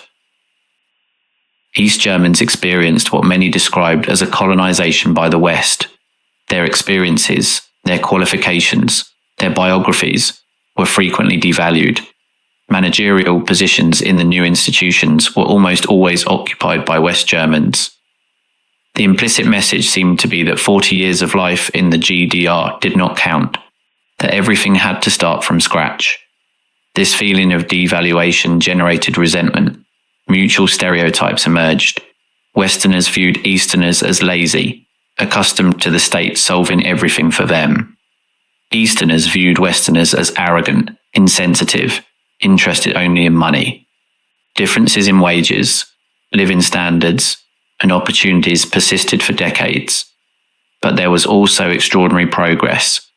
Between 1991 and 2009, the former communist states doubled their GDP, while that of those that belonged to the FRG increased by only 12%. Before reunification, an East German earned, on average, 57% of what a Westerner did. In 2009, it was already at 83%. The infrastructure of the East was completely modernized. New highways were built, railways were renewed, the historical centers of cities were restored. Dresden, Leipzig, Weimar, Potsdam recovered their splendor. Berlin reunified, transformed into one of the most vibrant and creative capitals in Europe. Reunification brought with it the need to confront not only the Nazi past, which remained present in their collective memory, but also the more recent past of the communist dictatorship. How should unified Germany deal with the crimes of the GDR regime? The files of the Stasi, the East German Secret Service, were made available to the public. Millions of citizens were able to request access to their files and discover who had spied on them for years. Sometimes the informants turned out to be spouses, close friends, family members. These revelations destroyed relationships and caused deep traumas. Trials were held against officials of the old regime, including border guards, who had fired on those attempting to flee, and the political leaders who had ordered these deaths. Egon Krenz, the last leader of the GDR, was sentenced to prison for his responsibility in the deaths at the border. But just as had happened with denazification decades earlier, the process was incomplete and controversial. Many officials of the old regime escaped serious consequences. The need to keep institutions running meant that some employees of the GDR state kept their jobs, and the question existed of how much one could blame individuals for actions that had been normal, even mandatory, within the system in which they lived. The experience of the GDR also complicated the memory of Nazism. East Germany had built its official identity as an anti-fascist state, presenting itself as the heir to the communist resistance against Hitler. and projecting all the blame for Nazism onto West Germany. This narrative, although simplistic, had allowed East Germans to avoid the personal confrontation with the Nazi past that their Western compatriots had experienced. After reunification, East Germans had to face both pasts simultaneously. The Nazi past that had been minimized by GDR propaganda, and the communist past that was now subjected to scrutiny. It was a heavy burden, which contributed to the disorientation and resentment that many felt. Reunification transformed Germany's position in Europe and the world. With 80 million inhabitants and the largest economy in Europe, the unified Germany was inevitably a dominant power. But what kind of power would it be? The ghosts of the past weighed on this question. For decades, Germany had been deliberately modest in its foreign policy, avoiding any pretension of leadership that could evoke memories of the aggressive nationalism of the past. The German army, the Bundeswehr, existed exclusively for the defense of national territory and of NATO allies. The idea of German troops participating in military operations abroad was taboo. Reunification coincided with the end of the Cold War and with fundamental changes in the international order. The collapse of the Soviet Union, the wars in the former Yugoslavia, the expansion of the European Union and NATO toward the east, all of this posed new challenges and responsibilities for Germany. Gradually, cautiously, and always within the framework of multilateral institutions, Germany began to assume a more active role in international affairs. German troops participated for the first time since the Second World War in military operations abroad, in Kosovo, in Afghanistan, in other peacekeeping missions. Each of these steps was intensely debated, reflecting the persistent German sensitivity toward any use of military force. In the European arena, Germany became the engine of integration. German support was crucial for the creation of the euro, the common European currency that replaced the German mark in 2002. For a country whose monetary stability had been a pillar of its post-war identity, abandoning the mark for a currency shared with other countries was a significant gesture of European commitment. What do you think of the content so far? Do you like this type of video? Then comment, "I want more histories." That way you will encourage us to bring you more historical topics, and you will also help with the video's engagement. Alright, don't forget to subscribe to the channel, ring the bell, and leave your like so that YouTube keeps recommending our videos to you.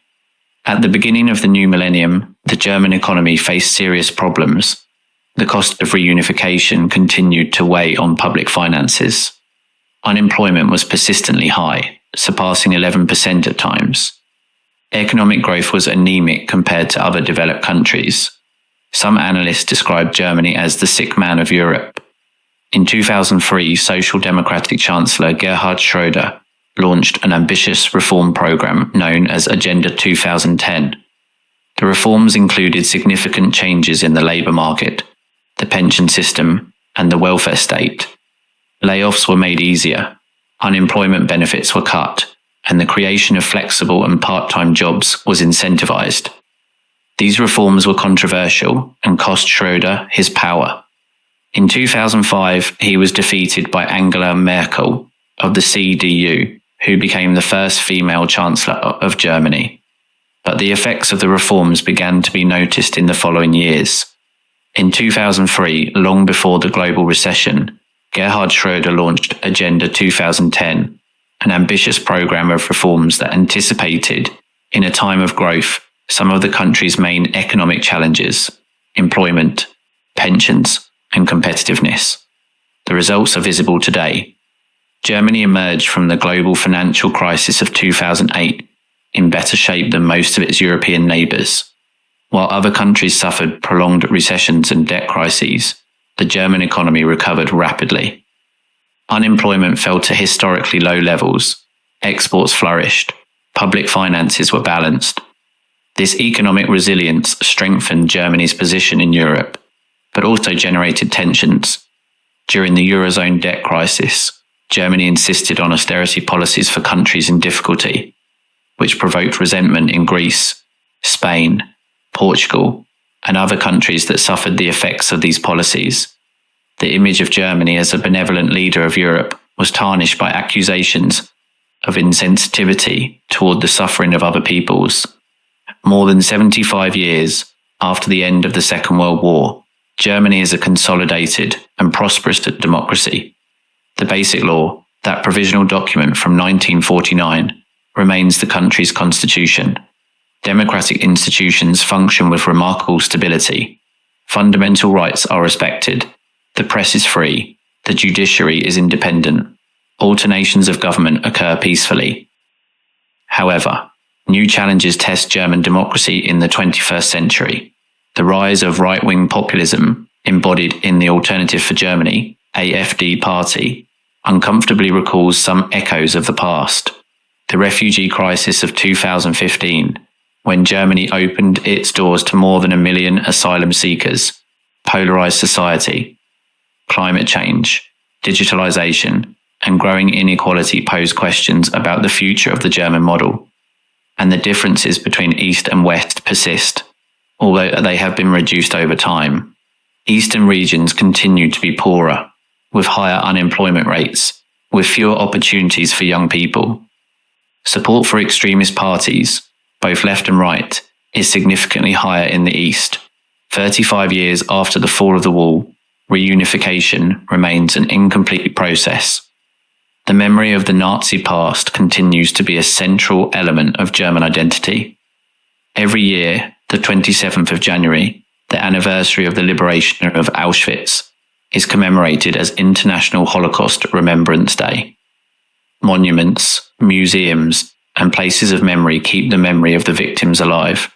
Schools teach extensively about Nazism and its crimes. Politicians regularly invoke Germany's special responsibility derived from its history. This active memory policy has turned Germany into a model for other countries struggling with their own problematic pasts. The German willingness to honestly confront the crimes of their ancestors, to assume collective responsibility without taking refuge in excuses, to build a democracy on the foundations of that memory, is admired throughout the world. What lessons can we extract from the German post-war experience? What does it teach us about how a dictatorship can become a democracy? First, that transformation does not happen overnight. The idea of a 0 hour, a radical new beginning that erases the past, is an illusion. Mentalities, attitudes, social structures change slowly over generations. The democratization of Germany was not completed in 1949 with the promulgation of the Basic Law, nor in 1968 with the Student Rebellion, nor in 1990 with reunification. It is an ongoing process that continues to develop today. Second, that institutions matter. The Basic Law, with its protections for fundamental rights, its constitutional court, its federal system, provided the framework within which democracy could grow. But institutions on paper are not enough. They need to be lived, defended, renewed by each generation. Third, that economic prosperity helps, but it is not sufficient. The economic miracle certainly contributed to Germans accepting the new democratic system. As one historian notes, the boom and rapid development of the economy naturally contributed to the acceptance and satisfaction with the new state.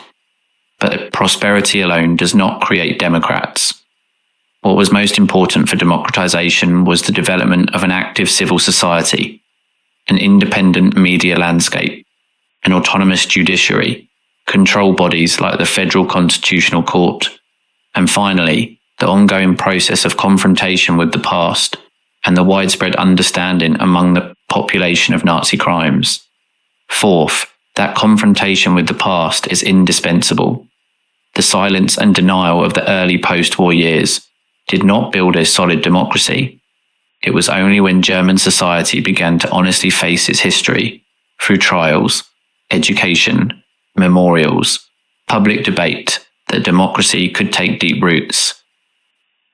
Fifth, that external pressure can catalyze changes, but genuine transformation must come from within. Allied re-education programs had limited effects, as long as they were perceived as foreign impositions.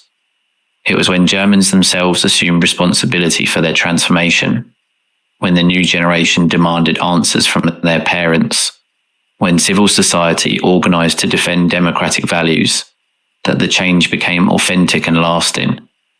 We have not reached the end of history, notes a scholar of this period, and he is right. The transformation of Germany from dictatorship to democracy is not a story with a definitive happy ending. It is an ongoing process, with advances and setbacks, with new challenges arising while others are overcome.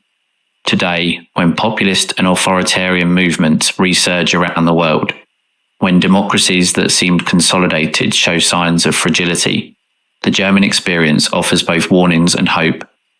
Warnings about how quickly a democracy can crumble when its citizens fail to defend it. Hope about the capacity of societies to learn from their mistakes, to rebuild themselves from the ruins, to create institutions that protect freedom and human dignity. The path of Germany from 1945 until today demonstrates that democratization is possible even in the most difficult circumstances.